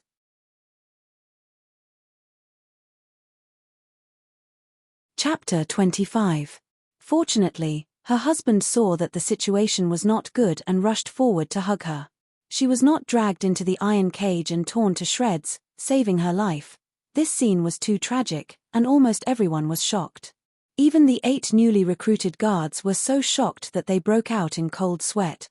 These people were newly recruited, and they were not loyal to Ning Xuemore. It was inevitable that 1 or 2 of them would have designs on this batch of gold. But after seeing this scene, their hearts were filled with anxiety, and they completely dispelled the bad thoughts. Ji Yunhuang's expression also changed slightly. This little girl was quite scheming, and this plan of killing the chicken to scare the monkey was ingenious. He was just bored and came to take a look, but he did not expect to see such an interesting scene. This trip was really not in vain. This little girl let him see a good show. What he did not expect was that there would be an even more exciting show behind. The second uncle still had not recovered from the shock, and just as he was about to get angry at Ning Xuemore hugged her arm and asked, "Do you want her arm to grow back?" Everyone was stunned. An arm could be grown back after being cut off. What kind of joke was this? Even the best doctor in the world would not be able to do this. The second uncle angrily rebuked, "Ning Xuemore, even now you still want to make fun of us? Who has the ability to reattach a severed arm?" Ning Xuemore pointed at herself with her small hand and directly replied with one word, "Me." Everyone looked at her in bewilderment, as if they were looking at a little monster. Ning Xuemore glanced at the second aunt who was rolling on the ground, and the corner of her mouth slightly hooked up. "I can reattach her severed arm within 2 hours. Of course, if you don't believe me, you can directly carry her away. So that she doesn't pollute my family's land." The second aunt who had lost an arm had already lost all hope. Although she did not believe Ji Yunshu's words, it was still a glimmer of hope, so how could she let it go? She repeatedly said, "I believe you. I believe you. Quickly cast the spell." Ning Xuemore said, "It's easy for me to save you, but you have to agree to one of my conditions." "What condition?" "Return all the things that have been stolen from Marquis Jingyuan's estate over the years. Not a single item can be missing." Ning Xuemore stated her conditions. Second uncle stared blankly. These past few years, the things they had taken from Marquis Jingyuan's estate were worth at least 2,000 taels of gold. If they were to spit it all out, it would be even more unbearable than killing him. Second uncle still wanted to negotiate, but Ning Xuemore stopped him directly. "I'll only give you half a cup of tea's time to think about it. After this time, even if you give me all your family property, I can't do anything about it." Second uncle and second aunt were both stingy people. They were the kind of people who would suffer losses if they didn't take advantage of others. After a fierce struggle, second uncle actually chose to give up on the treatment. "There's no such thing as a broken arm being reattached in this world. You must be playing tricks again. I don't believe it. Wife, let's go. If I can't fix it for her, not only will I not ask for a refund, I will also give you the 2,000 taels of gold," Ning Xuemore said. This condition was really tempting, but second uncle still did not believe it. "You little girl, you're trying to coax me again. When the time comes and you can't reattach the arm, what will I do if you don't give me the gold? This consort can be a witness." Suddenly, a clear and resonant magnetic voice came from the roof. Following the voice, a man floated out. This person stood with his back to the light, and the candlelight gently outlined his figure. He was tall, straight, and handsome. Everyone's eyes lit up. It was as if a hall full of lights could not compare to his radiance. What was even rarer was his imposing manner. It was as light as the wind, but it also made people's hearts turn cold, not daring to look directly at him.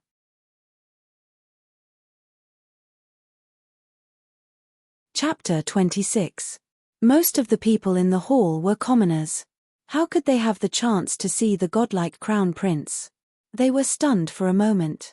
Old Zhong's face was filled with shock and disbelief as he hurriedly bowed down. "Welcome, Your Highness." A sudden clap of thunder. Everyone was dumbfounded. Even Ning Xuemore was stunned. "Crown Prince! Putong! Putong!"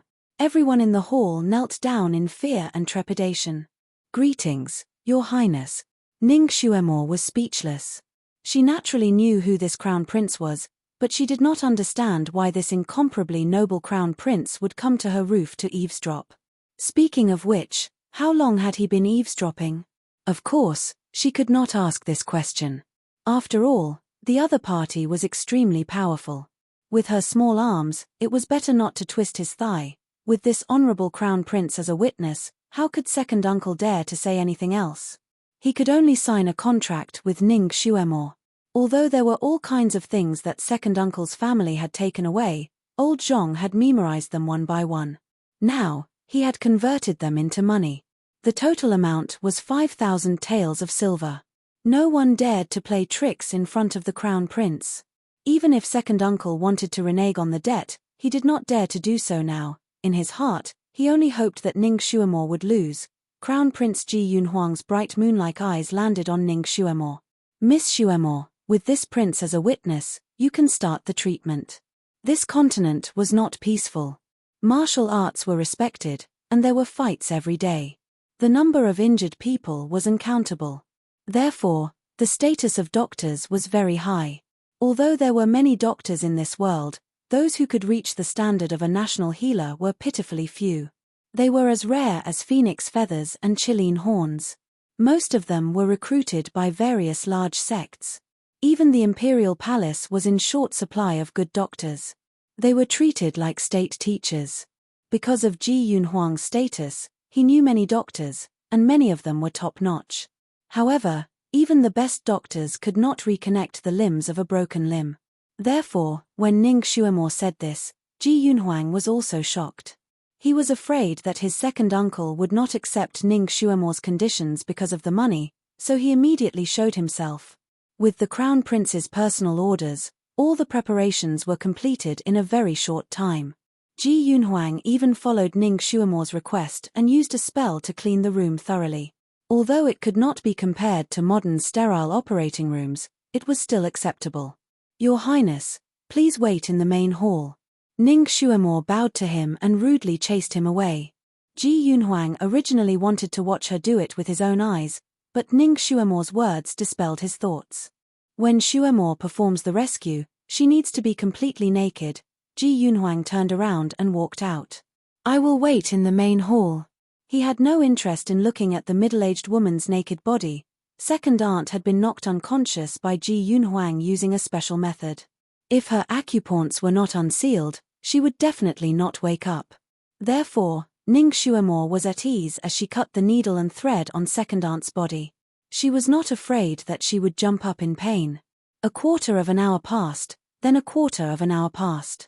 Half an hour passed. The room was still quiet, except for the occasional sound of a knife and scissors being cut into a disc. Everyone held their breaths and waited in the main hall. Of course, with the crown prince present, the others only dared to stand with their hands down. Old Zhong fearfully brought out a brand new tea set to serve tea. Ji Yunhuang glanced at it and lightly said, "Put it down."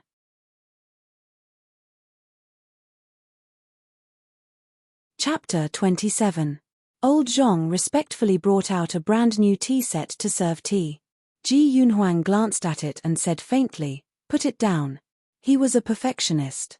Everything had to be the best. This tea smelled far worse than the tea he usually drank, and he found it hard to swallow. Old Zhong did not dare to say anything else and served a few more refreshments, but Ji Yunhuang did not touch them. It was already past dinner time, and everyone was hungry. However, since the crown prince did not have any intention of eating, they naturally did not dare to mention it. Soon, 2 hours were about to pass. Second uncle secretly heaved a sigh of relief. Just as he was about to say that it was time, the door opened and Ning Xuemore walked out. It's done, it's connected. In her previous life, not only did she learn Chinese medicine, she also learned surgery from an international top medical genius.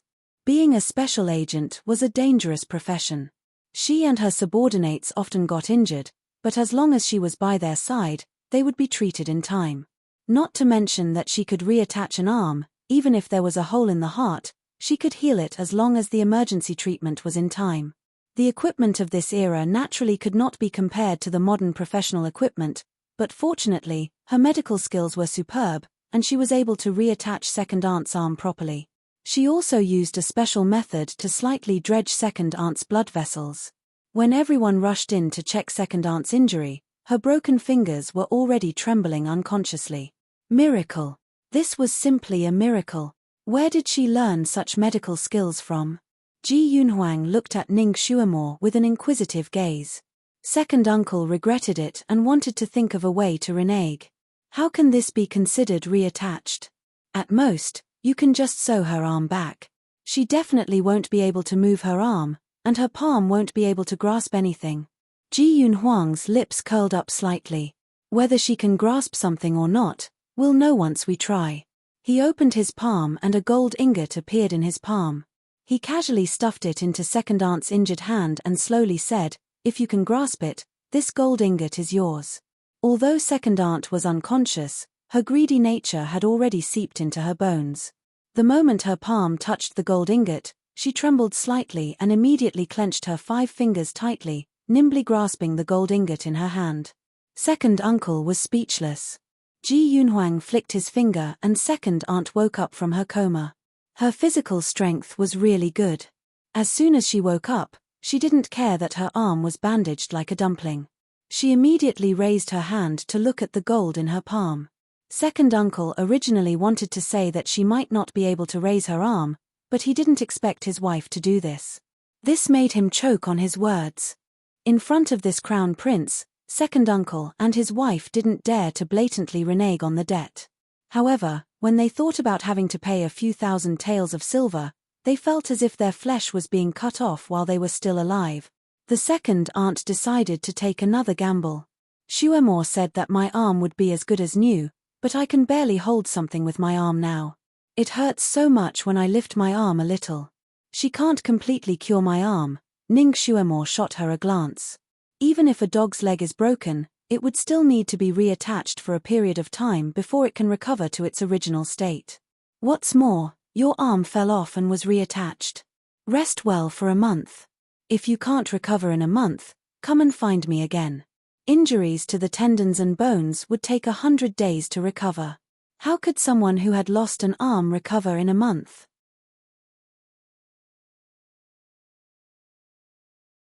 Chapter 28. Not to mention second uncle and his wife, even Ji Yunhuang did not believe it. However, he had his own methods. With a snap of his fingers, an imperial bodyguard descended from the sky and knelt in front of him. Ji Yunhuang ordered, "Bring this woman to the Supreme Court. Have the bailiffs find a quiet room for her to recuperate for a month. After a month, bring her to see this prince." Second aunt was so frightened that her face changed. How could she enter the yamen as she pleased? If she went in, even if she did not die, she would lose a layer of skin. She loudly begged for mercy, saying that she did not want to go there and that she could go home to recuperate. Ji Yunhuang naturally did not agree. He was not interested in this woman's life or death.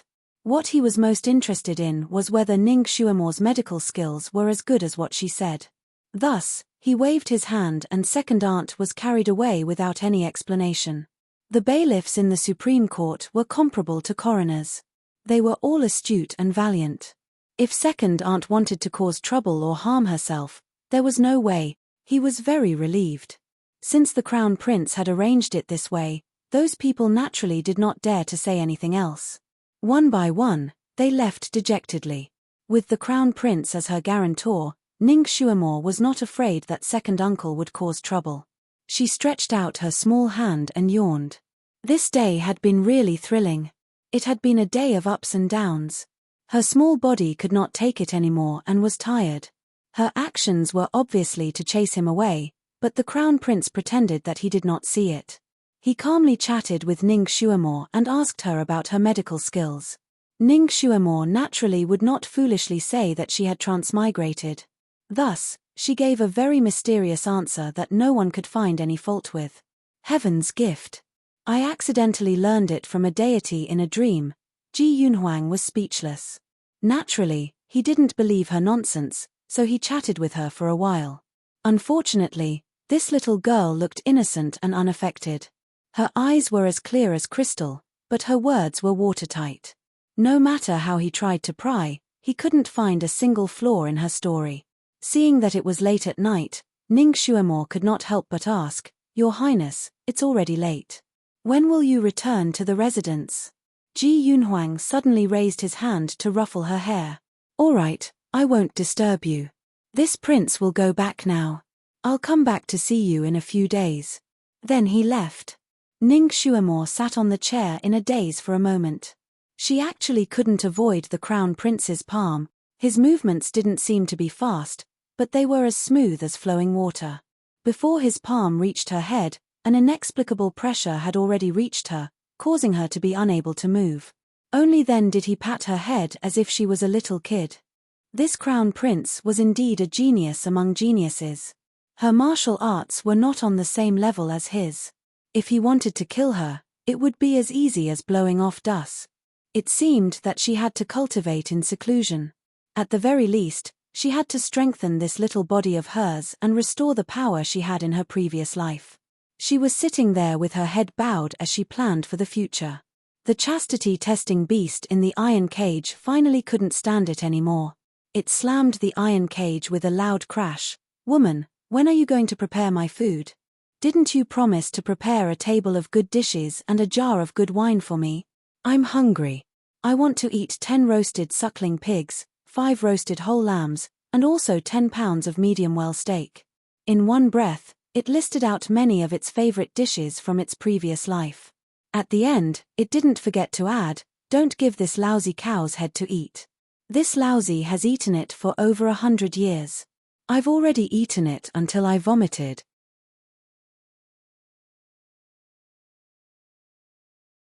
Chapter 29. The chastity-testing beast's food was a kind of divine cow's head, and it was a freshly cut cow's head. For other chastity-testing beasts, it might be a delicious meal. But for him, who had transmigrated into a beast, every time he ate a meal, it would undoubtedly be a torture for him. Now, he was finally adopted by a little girl who understood his language. Later on, he would no longer have to suffer that kind of torture. Ning Xuemore was very generous. She instructed old Zhong, and the newly hired chef was eager to show off his skills. Very quickly, he prepared a table of good dishes. Of course, the chastity-testing beast also ordered a lot of dishes.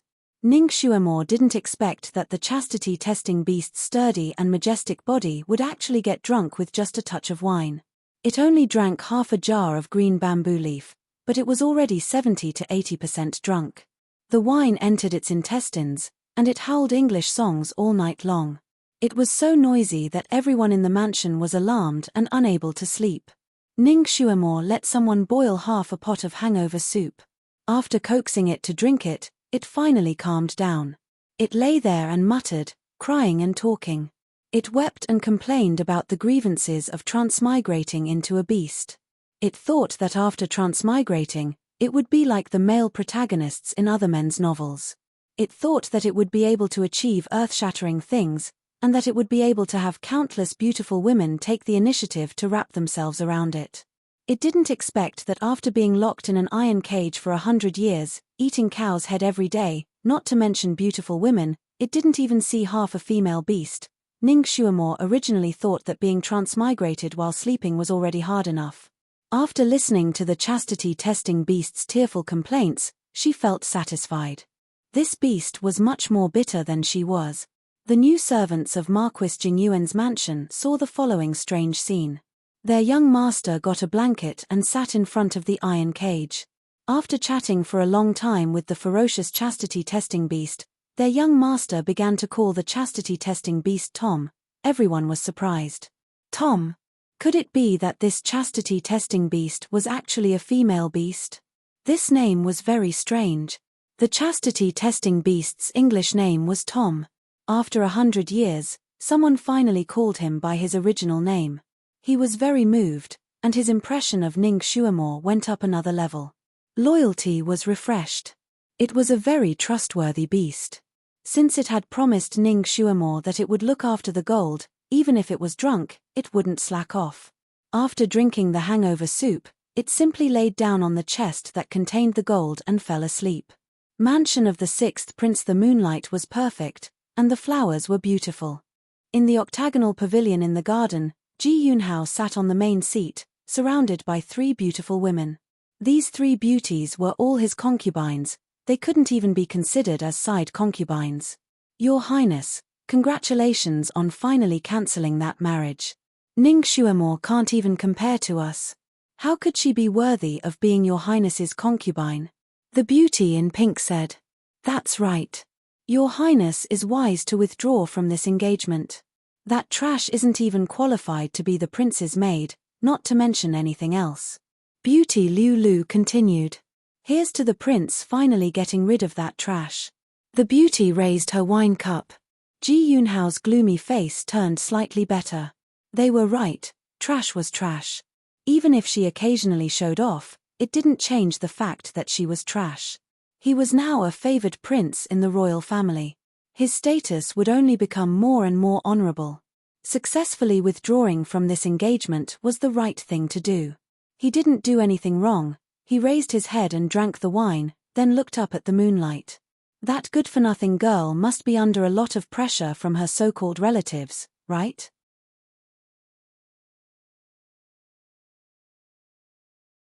Chapter 30.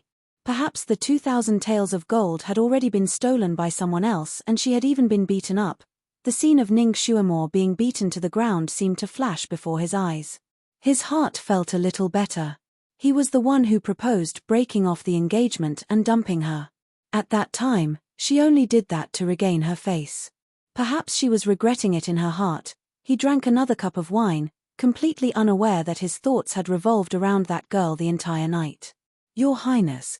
The surroundings darkened and the shadow guard he sent silently appeared in front of him, kneeling on the ground. How is it? Ji Yunhao asked.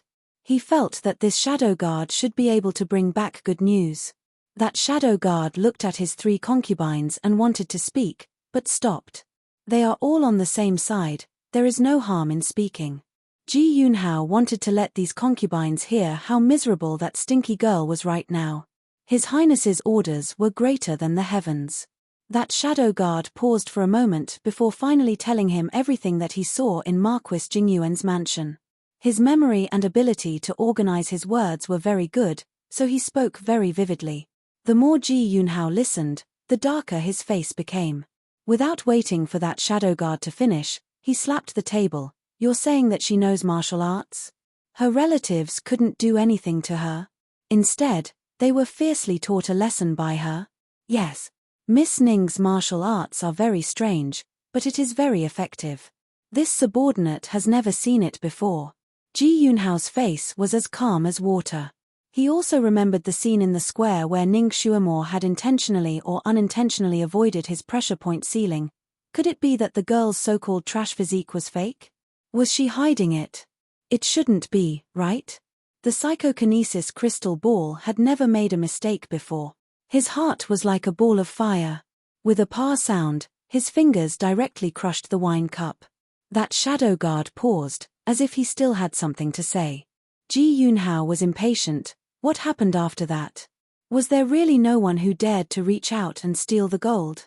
The shadow guard lowered his head. This subordinate didn't see what happened after that, but His Highness the Crown Prince discovered this subordinate. Ji Yunhao's body stiffened, greatly surprised. My third brother? He was also there. When did you go? The shadow guard was ashamed.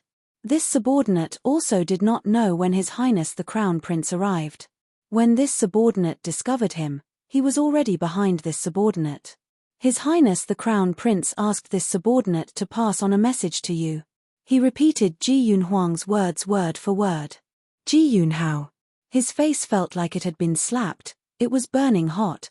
The 3 beauties who had been flattering him didn't dare to say anything when they saw him like this. The peach blossom beauty was a little bolder and said, that little huss's relatives are just a bunch of trash. It was normal that he couldn't do anything to her. Prince, you don't have to take it to heart. Maybe it was just a coincidence. Maybe the crown prince just happened to pass by. Get lost. Ji Yunhao suddenly smashed the table with his palm.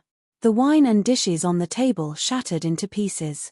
The beauties left pathetically. Ji Yunhao's anger had yet to dissipate. Passing by. What the fuck? His Highness the Crown Prince could pass by someone's residence. She did not expect that the Crown Prince, who had always pursued perfection and had never placed anyone in his eyes, would actually be interested in that woman. He thought that what he had thrown away was just a rag. Who would have thought? He secretly clenched his teeth and slowly ordered, "This woman is a little strange. Send someone to keep a close eye on her. If there is any movement, quickly report back."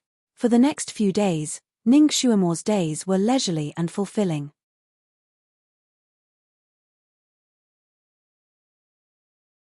Chapter 31. Marquis Jingyuan's household had many things to do. Fortunately, she now had money and a rather capable old Zhong. All the chores were handled by old Zhong, and the important matters were reported to her.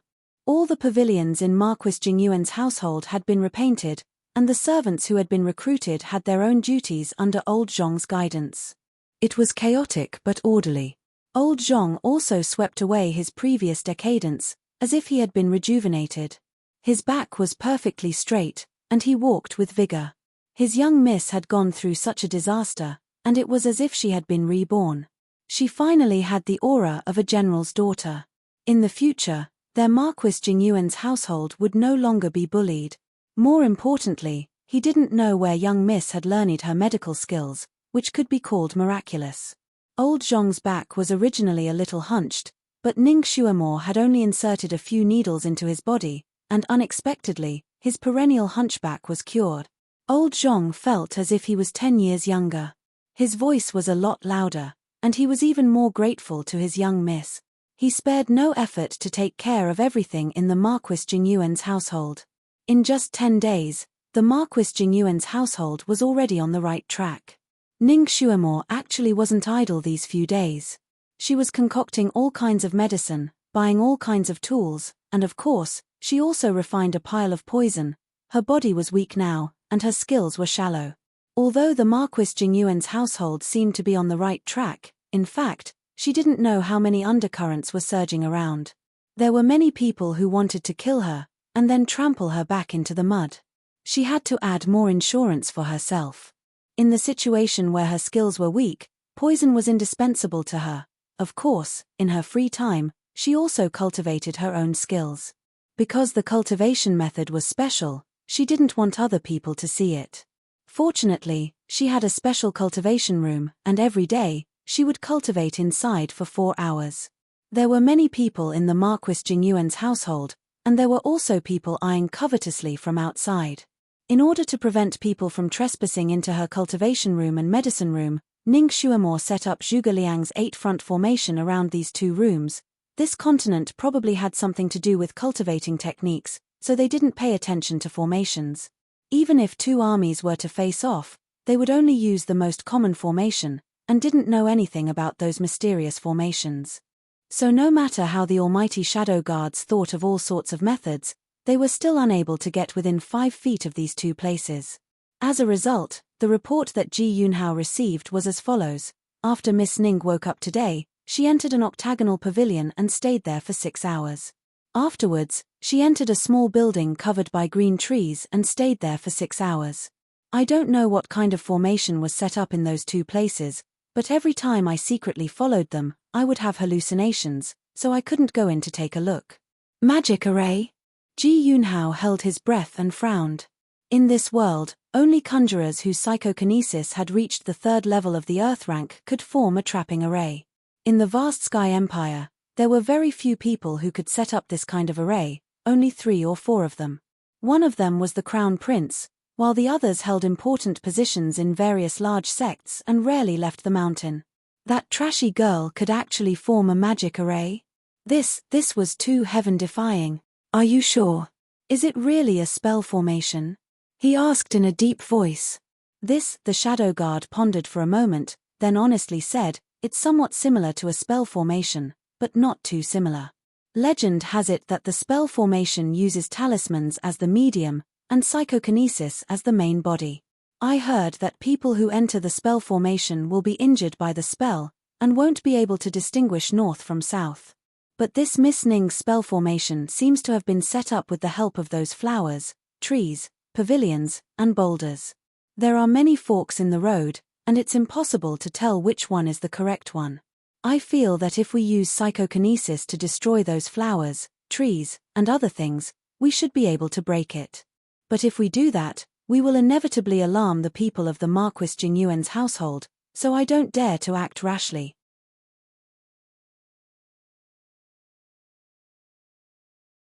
Chapter 32. Ji Yunhao's face was as calm as water as he asked the shadow guard a few more questions. For example, everything that the Marquis Jingyuan's estate had recently purchased and the movements of the other people in the estate. This time, the shadow guard's answers were very specific and he directly handed Ji Yunhao the list that he had secretly recorded. When Ji Yunhao finished looking at the list, his face almost turned green. The other things like tables and chairs were easy to deal with. After all, she was just decorating the Marquis Jingyuan's estate. She actually bought countless knives and scissors, countless bags of embroidery needles, countless kinds of thin threads, as well as various bottles and jars. The most important thing was, he didn't know if that lass wanted to open a medicine shop, but she actually bought 10 catties of all the common and uncommon herbs in the world.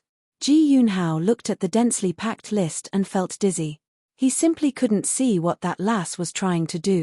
He had also heard that she had helped that second aunt reattach her broken arm, but he didn't know how effective it was. After all, that second aunt was currently in the Supreme Court and was being closely guarded. Because it was the Crown Prince's orders, even Ji Yunhao's people couldn't go in to check. That lass really had amazing medical skills? That's impossible. How come he had never heard of her before? Could it be that the Crown Prince had deliberately set up a puzzle, using that lass as a ruse? Ji Yunhuang's thoughts were not something that ordinary people could guess. After sending the shadow guard away, he sat on the chair and pondered for a long time, but he still couldn't think of a reason. Your Highness is in a good mood, admiring the moon in the garden at this time. A delicate voice sounded and a green-clothed girl came out from the corner. This girl's eyebrows were delicate and her figure was slim. Walking out in such a graceful manner, she was also beautiful. Her foot seemed to be tripped by something and she cried out in pain. She staggered and fell into Ji Yunhao's arms. Hugging a soft and fragrant body, Ji Yunhao's expression also became gentle. Daichang, why are you here? Your Highness hasn't seen Daichang for several days already. Daichang could only deliver herself to your doorstep. Hu Daichang pouted.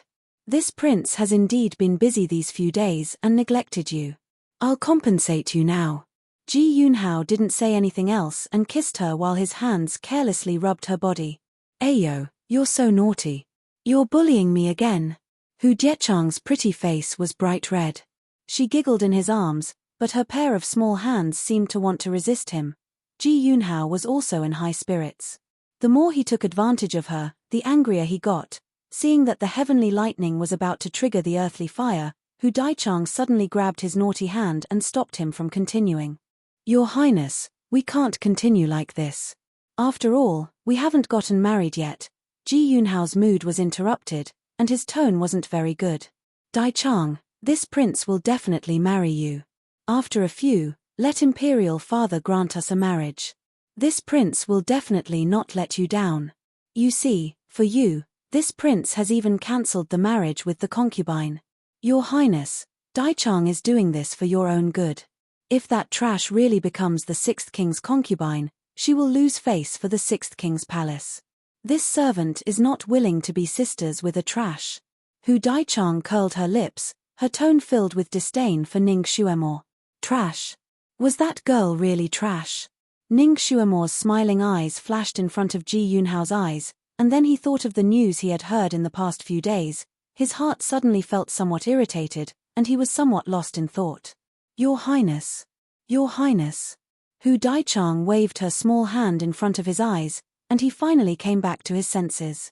Thank you to Raging Flamestone and other local tyrants for your tips. Miu Miu has nothing to repay you with, so I added a chapter to express my gratitude.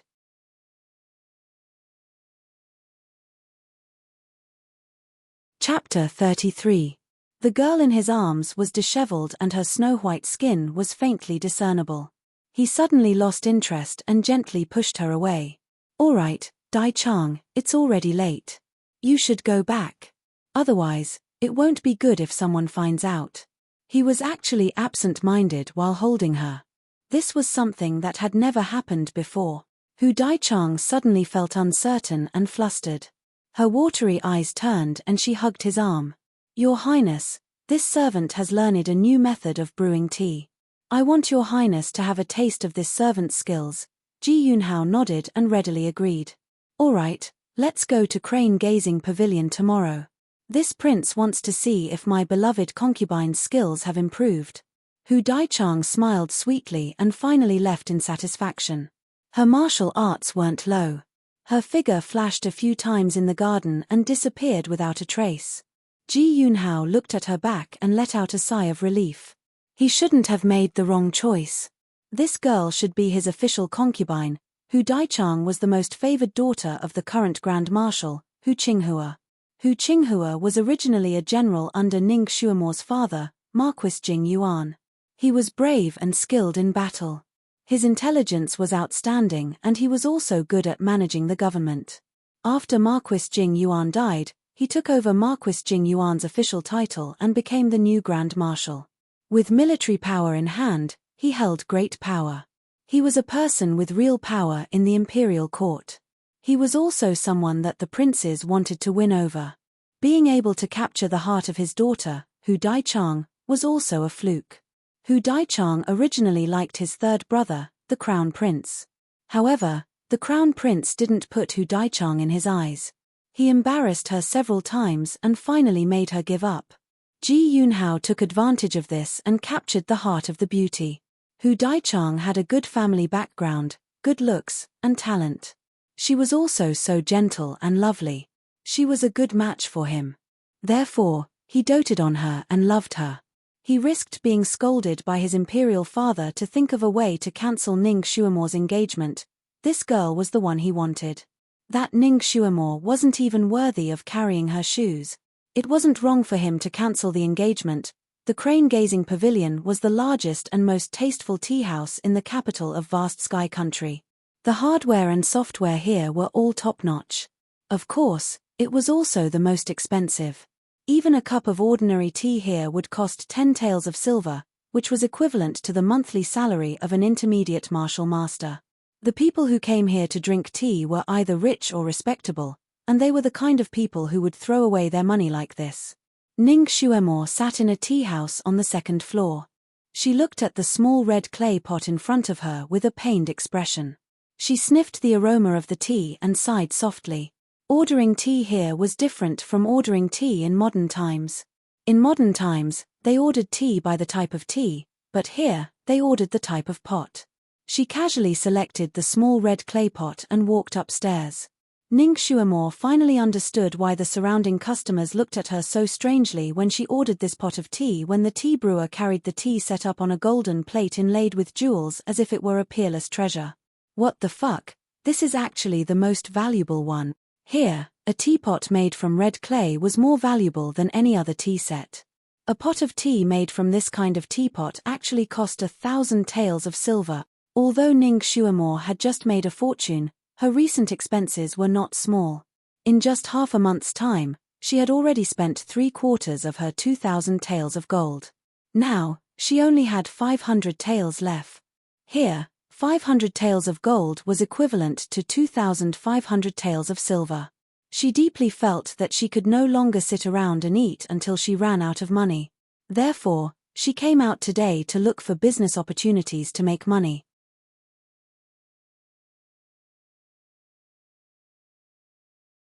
Chapter 34. When she was tired from walking around the streets, she strolled to this tea house to rest and have a cup of tea to moisten her throat. Who would have thought that a pot of tea would cost her 1,000 taels of silver? She was in so much pain. No wonder after she ordered this pot of tea, the waiter respectfully welcomed her upstairs. It seemed like he really thought of her as a fat sheep to be slaughtered. Fortunately, the fine tea and snacks here were complimentary, or else she would feel even more pain. The tea house on the second floor was indeed a place for the rich. The design of the tea house was strange. The 4 bamboo walls were hung with famous calligraphy and paintings. The calligraphy and paintings of this world was similar to that of ancient China. The paintings were done with fine brushwork, and the words were written with bold cursive script. The calligraphy and paintings hanging here were also by famous masters. Ning Xuemore had heard of a few of them before. Every piece of calligraphy and painting was worth a lot. Any one of them could be exchanged for a few thousand taels of silver. Among these calligraphy and paintings, the landscape painting hanging in the middle was the largest and most conspicuous. It was a landscape painting with splashed ink. The mountains were stacked on top of each other, and the clouds and mist were rising.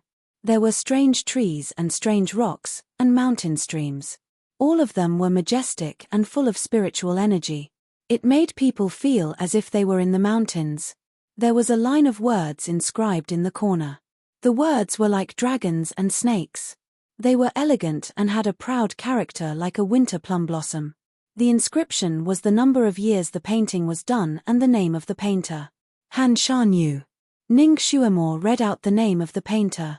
She knew that this was a leading figure in the world of calligraphy and painting. It was equivalent to Xu Beihong and Qi Baisha in her era. Any one of their paintings could be exchanged for a few mansions, and it was extremely difficult to find one. It seemed like this tea house had indeed spent a lot of money to improve the taste of the entire tea house.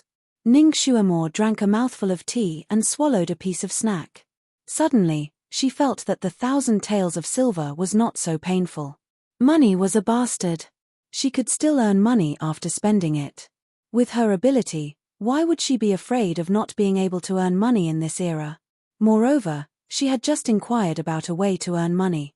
She heard that there were countless herbs in the Tianshu mountain, which was 100 miles away from the main city. There was no lack of precious herbs. In a few days, she would go there and take a look. Perhaps she would be lucky enough to pick some extremely rare ones. If that happened, she would have struck it rich. However, she heard that there were a lot of magical beasts in the mountains. Many herb gatherers who went there never returned. This caused the medicinal herbs produced there to be very scarce in the market. If she wanted to go there, she had to prepare well. She couldn't act blindly. She transmigrated here to laugh at the world, not to feed the magical beasts. She lowered her head and was thinking about the next step of making money when the light at the door dimmed. Two people walked in hand. Both of them were dressed in luxurious clothes. The man had a tall and straight figure and a handsome face. His eagle-like eyes exuded the dignity of a superior person. When he turned around, they radiated radiance in all directions. The woman's hair was tied up in a bun, and her makeup was exquisite. Every movement of hers had the demeanor of a noble lady. The layout of this tea house was unique, like a modern music tea house. There were translucent screens and potted plants between the tea houses. Ning Xuemore was sitting near the window, in a relatively quiet corner. Therefore, when the two people came in, they did not see her. Ning Xuemore only glanced at the two people before withdrawing her gaze. The sixth prince, Ji Yunhao, was her body's former fiancé. He no longer had any relationship with her. Her energy was limited, so she would not pay attention to irrelevant people. As for the woman beside him, the corners of Ning Xuemore's mouth slightly hooked up. She picked up the teacup and took a sip of tea.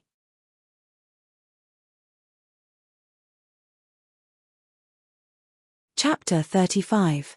The corners of Ning Xuemore's lips curled up slightly. She picked up the teacup and took a sip. She closed her eyes and listened to the zither playing from behind the beaded curtains. The zither playing skills of a zither player here were naturally at the pinnacle of perfection. The sound of the zither was like flowing water, leisurely drifting through the fragrance of the tea, giving people a rare sense of tranquility. Ning Xuemore knew how to play the zither. After all, when she was in the modern era, she liked to listen to some ancient music in her free time. What zither, pipa, erhu, piano, as long as it was light music, she liked to listen to it. She even played a few pieces herself as a form of entertainment. Although she had never heard the zither playing this piece before, it had the advantage of being quiet and secluded. It could cleanse the soul. She felt that drinking tea and listening to this would allow her to calm down and think about her own matters. The other customers in the tea house were also quietly listening and occasionally whispering to each other. Pa. A crisp sound broke the silence of the mountain forest. Everyone was startled and turned to look at the source of the sound. That tea set was used by someone else? Didn't I tell you to keep a red clay tea set? Miss Hu Daichang was angry. The waiter who had brought the tea set for their table looked at the broken teacup on the ground with heartache and retorted in a low voice, "Miss Hu, this set is the red clay tea set that you often use. You never used the bamboo red clay tea set, so I gave it to another customer to use. Just because I often use this set doesn't mean I'll use it again this time. Since I told you to keep it, you have to keep it for me. Hurry up and get that tea set back, wash it properly and send it to me. If you say another word, I'll break your dog leg." Hu Daichang wanted to show off her prestige as the daughter of a great general in front of Ji Yunhao, so she became more and more aggressive. General whose power reached the heavens, and the sixth prince was a member of the imperial family. These two people were not people the waiter could afford to offend. He could only run down to report to his manager. A moment later, a scholarly-looking middle-aged scholar who was dressed even more elegantly than his appearance walked over with quick steps. He first greeted the sixth prince and Miss Hu before walking to Ning Xuemo's tea table. He sized her up without batting an eyelid. Today, Ning Xuemo was wearing a light pink muslin dress, which made her small face look even more tender and tender. She looked like a pure and innocent child, so he did not take it to heart. He cupped his fist and said, "This young customer, I'm really sorry. Your tea set has already been ordered by someone, but the servant forgot about it and sent it to you. Now, the original owner wants to take it back. Do you think you can let go of your tea set? I'll give you another pot of good tea as an apology." Ning Xuemo, Miss Hu's words, her small mouth, "Manager, this is your fault. I clearly heard that the customer over there didn't order this tea set in the beginning. How did it become that they had already ordered this tea set? Originally, I didn't care much about this tea set. If you'd told me the truth, I might have happily given it up. But now, you're blatantly lying. You obviously think I'm a child who's easy to bully. I don't want to give up this tea set anymore." The manager was stunned. He had thought that she was easy to fool because of her young age and amiable appearance. Who would have thought that her words would be so sharp? An awkward expression appeared on his face. Before he could say anything, Hu Daichang heard the commotion and walked over.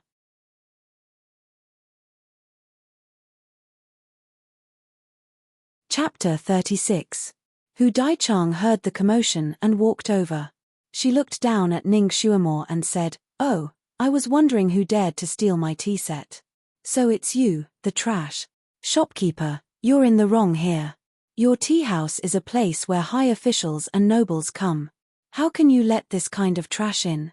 The thick disdain in her tone was like aged vinegar, spreading to every corner of the tea house. Countless eyes looked over and fell on Ning Xuemo. There was suspicion, bewilderment, and confusion in their eyes. Ning Xuemo had become famous recently. Many people had seen her true face when she was carried through the streets in an iron cage. However, at that time, Ning Xuemo's hair was disheveled and her face was red and swollen. She was so embarrassed that it was almost impossible to recognize her human form. How could she be as fresh as now? It was no wonder that most people didn't recognize her. Hu Daichang saw everyone's gaze and became even more proud. "Everyone, she is Ning Xuemo from Marquis Ning Jingyuan's mansion who was caught stealing a man a few days ago. This kind of trash is actually drinking tea in the same tea house as us. Don't you think we should ask the shopkeeper to drive her out?" Everyone looked at each other. Ning Xuemo's incident a few days ago was well known throughout the city. They naturally knew about it. However, didn't it prove that Miss Ning was wrongly accused? Although everyone looked down on trash, seeing Hu Daichang so arrogantly bully a little girl made them look down on her. Most people didn't respond. Only a few people who wanted to flatter the sixth prince and Hu Daichang responded, yes, drive her out. Drive her out. Such a person doesn't deserve to stay in this tea house. Get out quickly. Hu Daichang was flattered by these people and became even more proud. Her gaze fell on Ning Xuemo's face again. She wanted to see her trembling in anger or being scared silly. However, she didn't expect that Ning Xuemo was still sitting there calmly, playing with a cup of tea in her hand. She looked at her as if she was watching a monkey play. Such a gaze pierced Hu Jiechang's heart. She said angrily, "Why are you looking at me like that?" Feeling guilty, Ning Xuemo smiled and said softly, "Who are you calling a slut?" "Bitch, I'm talking about you," Hu Daichang replied without thinking. "As expected, the slut is talking about me." Ning Xuemo's voice was crisp and clear, like a string of silver bells ringing. "Since you've admitted it yourself, then I won't say anything more about you. Take care of yourself and try to get rid of this word as soon as possible." Poochie. Haha. Someone in the tea house couldn't help but laugh. This little girl's counterattack was really ruthless. Hu Daichang finally reacted. Her pretty face flushed red, and she couldn't help but raise her hand to slap her. "You little bitch." Her movements were extremely fast, and her hand was like the wind. This time, she used her telekinesis and was determined to break Ning Xuemo's white teeth. However, Ning Xuemo only raised her hand slightly. Before Hu Jiechang's palm could touch her, she suddenly screamed and hurriedly withdrew her hand. "It hurts. It hurts so much." Her palm felt like it had been stung by a wasp. It hurt so much that she wanted to stomp her feet. "Little bitch, you dare to plot against me?" Ning Xuemo raised her eyebrows. "Hu Daichang, what are you doing now? You were the one who wanted to hit me, okay? You're dead. You little bitch, you actually used needles to stab me." Carrot.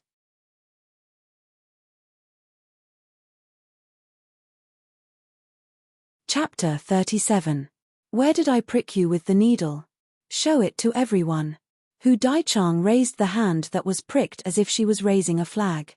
"You slut, don't even think about denying it. You pricked my palm." When she opened her palm, she discovered that her palm was ruddy. Not to mention a needle mark, there wasn't even a red dot to be seen. Everyone's eyes were sharp. They looked at her palm and then back at her with suspicion in their eyes. Hu Daichang also discovered this abnormality. She withdrew her hand and looked at it in disbelief. She was stunned. Ning Xuemo sighed softly and suddenly looked in the direction of the tea house not far away. "Sixth Prince, your future princess consort was pricked. Aren't you going to come out and take a look? Show some concern." The sixth prince's future princess consort? Everyone's eyes widened as they followed Ning Xuemo's gaze. The sixth prince, Ji Yunhao, wanted to strangle Hu Daichang to death. He and Hu Daichang were not engaged yet. If this was exposed in advance, it would be detrimental to his reputation. After all, he had just broken off his engagement with Ning Xuemo. However, since Ning Xuemo had called him out, he could only brace himself and come out. His gaze fell on Ning Xuemo and slightly narrowed. He hadn't seen her for more than 10 days, but this girl had become much more lively. Her once emaciated face was now much more tender. Her once excessively thin chin now had a perfect curve. Perhaps it was because of the hot weather, but her white cheeks had a faint blush. Her eyes were big and curved, and the black pupils inside were as black as ink and as pure as water. When she looked at people, she was like a calm lake, giving people an indescribable sense of tranquility. The wind from outside the window blew in, causing her pink clothes to flutter in the wind. She looked innocent, well-behaved, and completely harmless. Her appearance was clearly the same, but her temperament was very different from before.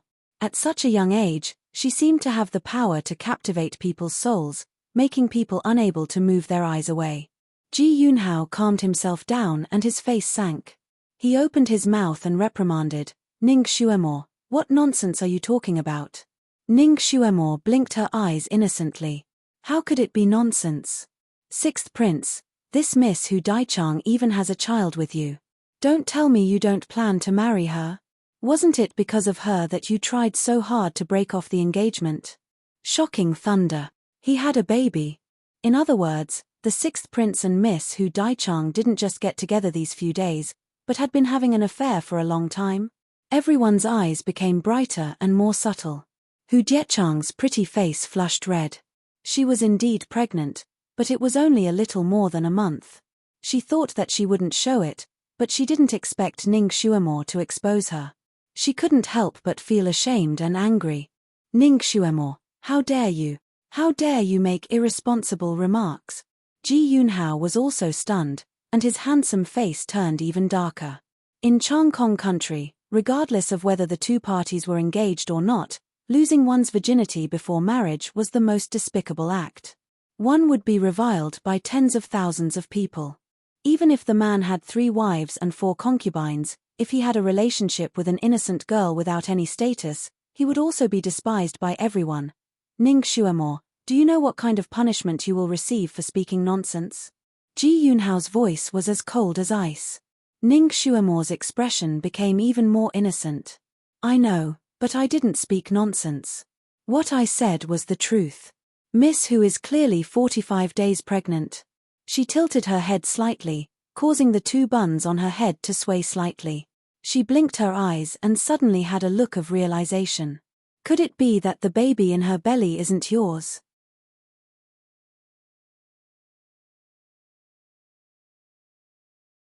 Chapter 38.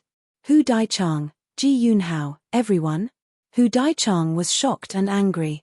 Ning Xuemo was right about the pregnancy date. How did she know? The doctor who had taken her pulse had clearly been killed in time. Ning Xuemo, you dare to slander my reputation? I'm going to kill you.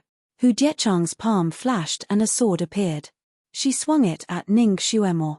Ji Yunhao raised his hand to stop her, but he thought of something and his eyes flashed. He didn't make a move. However, Ning Xuemo was already prepared for this. Just as the sword was about to pierce her neck, she suddenly lowered her body, causing Hu Diechang's killing blow to hit nothing but air. Hu Daichang couldn't stop her sword and stabbed the red clay pot on the table. Pa!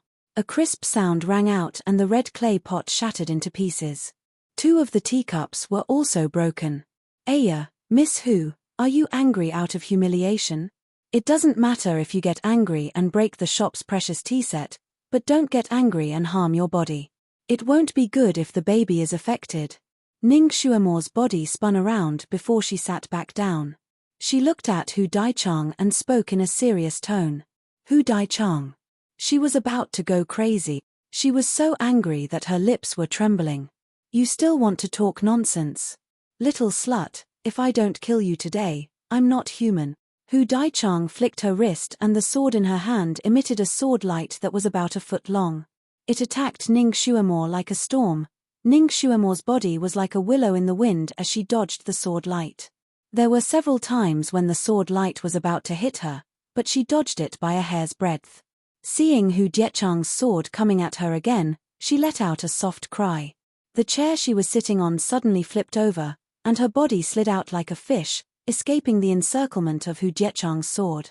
She slid past Hu Daichang like the wind. Hu Diechang's ankle seemed to have been stung by something. A thread of pain shot up from the stung area and into her abdomen. She was in so much pain that her face turned white. With a cry of pain, she threw away the sword and hugged her stomach. She bent over and almost wanted to roll on the ground. Daichang, what's wrong? Ji Yunhao subconsciously supported her. Hu Daichang felt a warm current flowing out from the secret place between her legs. Was she really going to have a miscarriage? She was so scared that her face turned pale. She blurted out, our child is gone. The moment he said that, everyone in the hall fell silent. Really? It was actually real. Originally, they were still a little skeptical of Ning Xuemo's words, but now, the evidence was irrefutable. Everyone looked at Hu Daichang with disdain. This stupid woman. Ji Yunhao cursed in his heart, but he couldn't do anything about it. He lowered his voice and said to Ning Xuemo, good, you're ruthless enough. If anything happens to her, this prince won't let you off. Ning Xuemo also became angry. Ji Yunhao, Hu Daichang, the 2 of you secretly colluded with each other and had an affair for a long time. In order to achieve your goal, you came to frame me, wanting to ruin my reputation. Fortunately, the heavens opened their eyes and allowed the chastity-testing beast to prove my innocence. Otherwise, I would have suffered an unjust injustice. I'm an orphan girl. My arms can't twist the thighs of you nobles. I also despise your conduct. That's why I did as you wished. I quickly broke off the engagement and let you, this adulterous pair, get what you wanted. You're still not satisfied and bully an orphan girl like me. Do you really think that there's no justice in this world? Do you really think that you can cover the sky with one hand? Everyone here can testify for me. She was clearly the one who provoked me.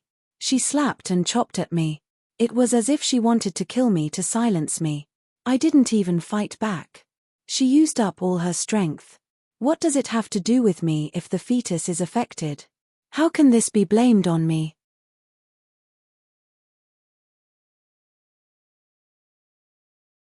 Chapter 39. Her big eyes were filled with tears. You shouldn't bully people like this, right? Hu Daichang, I used to treat you as a good friend. When I was 7 years old, you chased after me and called me big sister.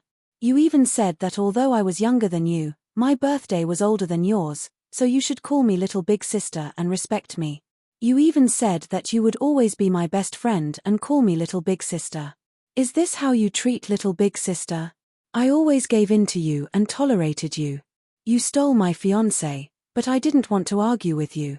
You always bullied me, but I also gave in to you. I just wanted to settle things peacefully. Who would have thought that you would work together to scheme against me? Now you even want to threaten me and frame me. She clearly looked like she was about to cry, but her words were like exploding beans. She spoke quickly, but each word was clear. Every word was like a bullet, hitting people's hearts. So it was like this. So the truth was like this. Everyone suddenly understood.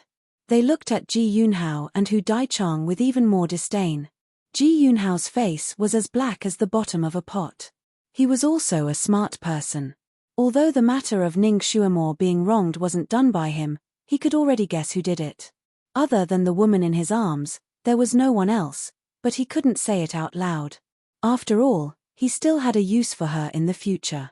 He still wanted to marry Hu Daichang and obtain Marshal Hu's support. Originally, he wanted to casually find a scapegoat to smooth over this matter. In any case, he could at least explain himself. However, he did not expect that Ning Xuemore would reveal the matter between him and Hu Daichang at this moment. Faintly, she also pinned the main culprit of that matter on him. Unfortunately, he still could not explain. The people drinking tea in this tea house were all famous people in the imperial city. He couldn't silence them one by one. His gaze fell on Ning Xuemore's body, and a cold light flashed through his eyes. He opened his mouth to say something, but Hu Daichang felt a warmth flow down there. She didn't care about anything else and couldn't help grabbing his sleeve. Her voice trembled as she said, "Your Highness, save our child. I'm bleeding." Ji Yunhao subconsciously lowered his head and saw that Hu Daichang's skirt was wet. "What's that smell?" Someone muttered in a low voice and wrinkled his nose. "Why does it smell like urine?" Someone asked, fanning his nose in disgust. "Miss Hu, are you sure you're bleeding? Not urinary incontinence." Ning Xuemore also took a step back, her little nose wrinkling slightly. However, he sneered in his heart. This ungrateful woman. At that time, Hu Daichang was also poor. Her father was seriously ill and she was begging on the streets. She was molested by a lecher. Coincidentally, Ning Xuemore, who was 6 years old at the time, saw it and sent people to save her. The original owner of the body, Ning Xuemore, was kind-hearted. Seeing that Hu Daichang was pitiful, not only did she invite a doctor to treat her father's illness, but she also brought Hu Daichang and her father to Marquis Jingyuan's mansion. It was because of this that Hu Daichang's father had the opportunity to climb up the social ladder. It was also because of this that Hu Daichang and her father were where they were today. At that time, Hu Daichang followed behind Ning Xuemore every day. She, a 13-year-old girl, chased after Ning Xuemore, a 7-year-old girl, and tried her best to curry favor with Ning Xuemore. However, she didn't expect that before Marquis Jingyuan's mansion fell, Hu Daichang would always have a disdainful look on her face whenever she saw Ning Xuemore. She would often bully her openly and secretly, humiliate her in front of others, and even beat her up because of a small retort. Ning Xuemore was beaten black and blue and almost lost her life.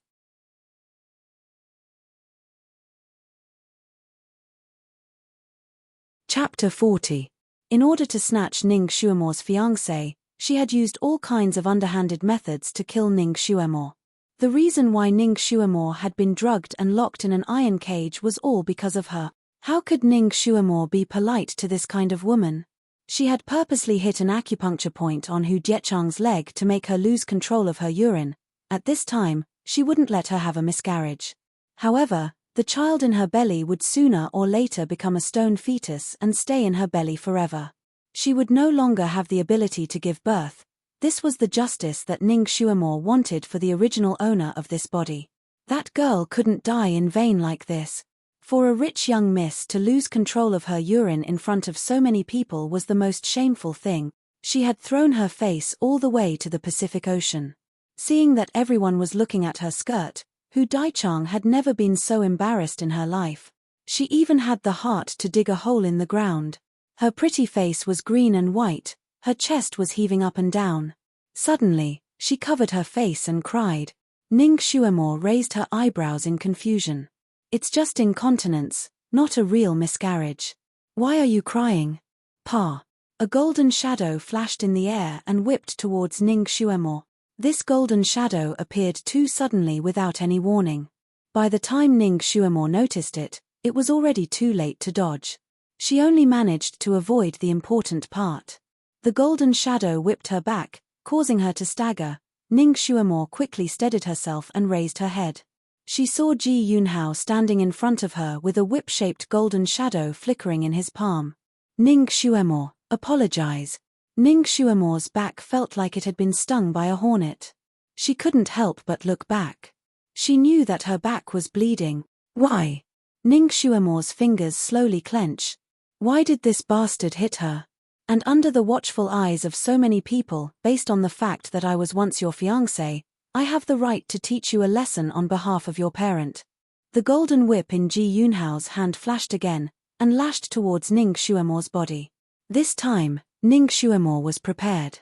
She instinctively wanted to use the mystifying steps that she had learned in the modern era. However, the moment she moved, the spot on her back that was hit suddenly stiffened. Following that, her legs went numb and she was unable to move. She could only raise her arm to block at the critical moment. Ning Xuemore looked at her tattered sleeve. The skin under her sleeve had a reddish-purple color, and an intense pain accompanied by numbness and itchiness spread throughout her entire arm. Was there poison on his strange golden whip? It actually made it difficult for her to move. Ning Xuemore, this prince will say one more thing. Hurry up and apologize to Dai Chang. Ji Yunhao gripped his golden whip and took a step forward. He was like a jade-faced Azura, his baleful aura threatening. Your Highness, I don't want this slut's apology. Beat her to death. Beat her to death. Hu Daichang clamored from the side. Ning Xuemore retreated a step, but because her legs were weak, she tripped and fell to the ground with a thump. The surrounding people let out soft hissing sounds, but no one dared to step forward and meddle in this matter. Whether it was the Grand Marshal's daughter or the sixth prince, they were not people they could provoke.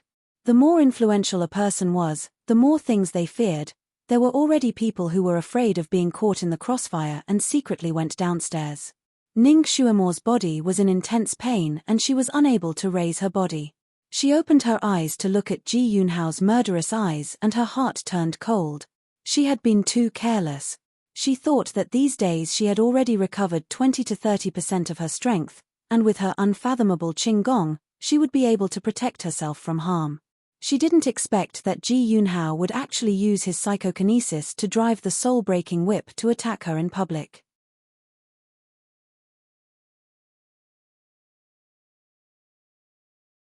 Chapter 41. She did not have any relatives or friends here. At this critical moment, she did not even have anyone to save her. Looking at Ji Yunhao's expression, even if she gave in and apologized to Hu Daichang, he would not let her go. He would definitely think of other ways to thoroughly humiliate her. Seeing that Ji Yunhao was about to whip her again, her lips slowly hooked into a sneer. Ji Yunhao, if I don't die, I will make you pay 10 times the price for today's whipping. Her gaze was too cold, causing Ji Yunhao's heart to turn cold. At the same time, there was also an inexplicable unwillingness and anger. This girl used to listen to everything he said. She used to secretly look at him. She used to secretly collect everything about him. Her heart used to be filled with him. Now, although she respectfully called him prince, She looked at him as if she was looking at smelly garbage. She no longer had any feelings for him. But at this time, she still shone brightly, only her brilliance did not bloom for him. Since it was like this, he might as well just kill her. At least her gaze did not stop for other men. He was the only one who was her fiancé. Even if he killed her now, it would at most be considered a mistake. His imperial father would not punish him for an orphan. At most, he would be fined a few years of his salary and locked up for a few days. He could also use the excuse of regret and compensation to take this little girl as a concubine. That way, she would still be his even after death. Countless calculations could be made in a flash. Ji Yunhao's eyes flashed with murderous intent. The strange golden whip in his hand suddenly became as thick as a gossamer. He raised his arm and the golden whip swam in the air like a snake, whipping towards Ning Xuemo's neck. Ning Xuemo's entire body was already numb with pain. Unable to dodge, she could only close her eyes. She did not expect that she would die here today. Hu Jiechang's eyes flashed with crazy pride. She was very clear about the power of Ji Yunhao's whip. As long as it really hit Ning Xuemo, it would directly break her throat and kill her. Seeing that Ji Yunhao's whip was about to kiss Ning Xuemo's neck like a viper, a light blue radiance suddenly flashed in the air. In the blink of an eye, a protective shield formed in front of Ning Xuemo's body. Ji Yunhao's deadly whip hit the protective shield, causing it to ripple like water. Ji Yunhao's hand trembled, and the golden whip almost flew out of his hand. His expression changed as he took a step back. "Brother Crown Prince." A shadow flashed at the door as Ji Yunhuang slowly walked in. Today, he was wearing a low-key yet gorgeous thin robe. He still wore that huge jade ring on his thumb, and the jasper on his waist was like a pool of flowing water. His gentle temperament carried an indescribable sense of nobility and indifference. "We pay our respects to Your Highness the Crown Prince." Everyone in the tea room knelt down, including Ji Yunhao. Hu Jiechang's watery eyes flashed with a hint of complexity. She naturally followed suit and knelt down. However, in a gentle voice, she said a few more words. "Daichang pays her respects to Your Highness the Crown Prince. Your Highness the Crown Prince has graced us with his presence. Daichang did not kneel earlier to welcome you, please forgive me." She was unable to continue speaking because the Crown Prince whom she had respectfully welcomed did not even look at her. He directly walked past her and bent down to help Ning Xuemo up from the ground. "Xuemo, how do you feel?" You're tuning in to the Dreamy Chapters YouTube channel. We're so grateful for your support and don't forget to subscribe to join us on this incredible journey through captivating stories. Your generosity through donations truly makes a world of difference, as it's the primary source of revenue that allows me to expand and enhance this channel for you. Thank you from the bottom of my heart for being a part of this adventure.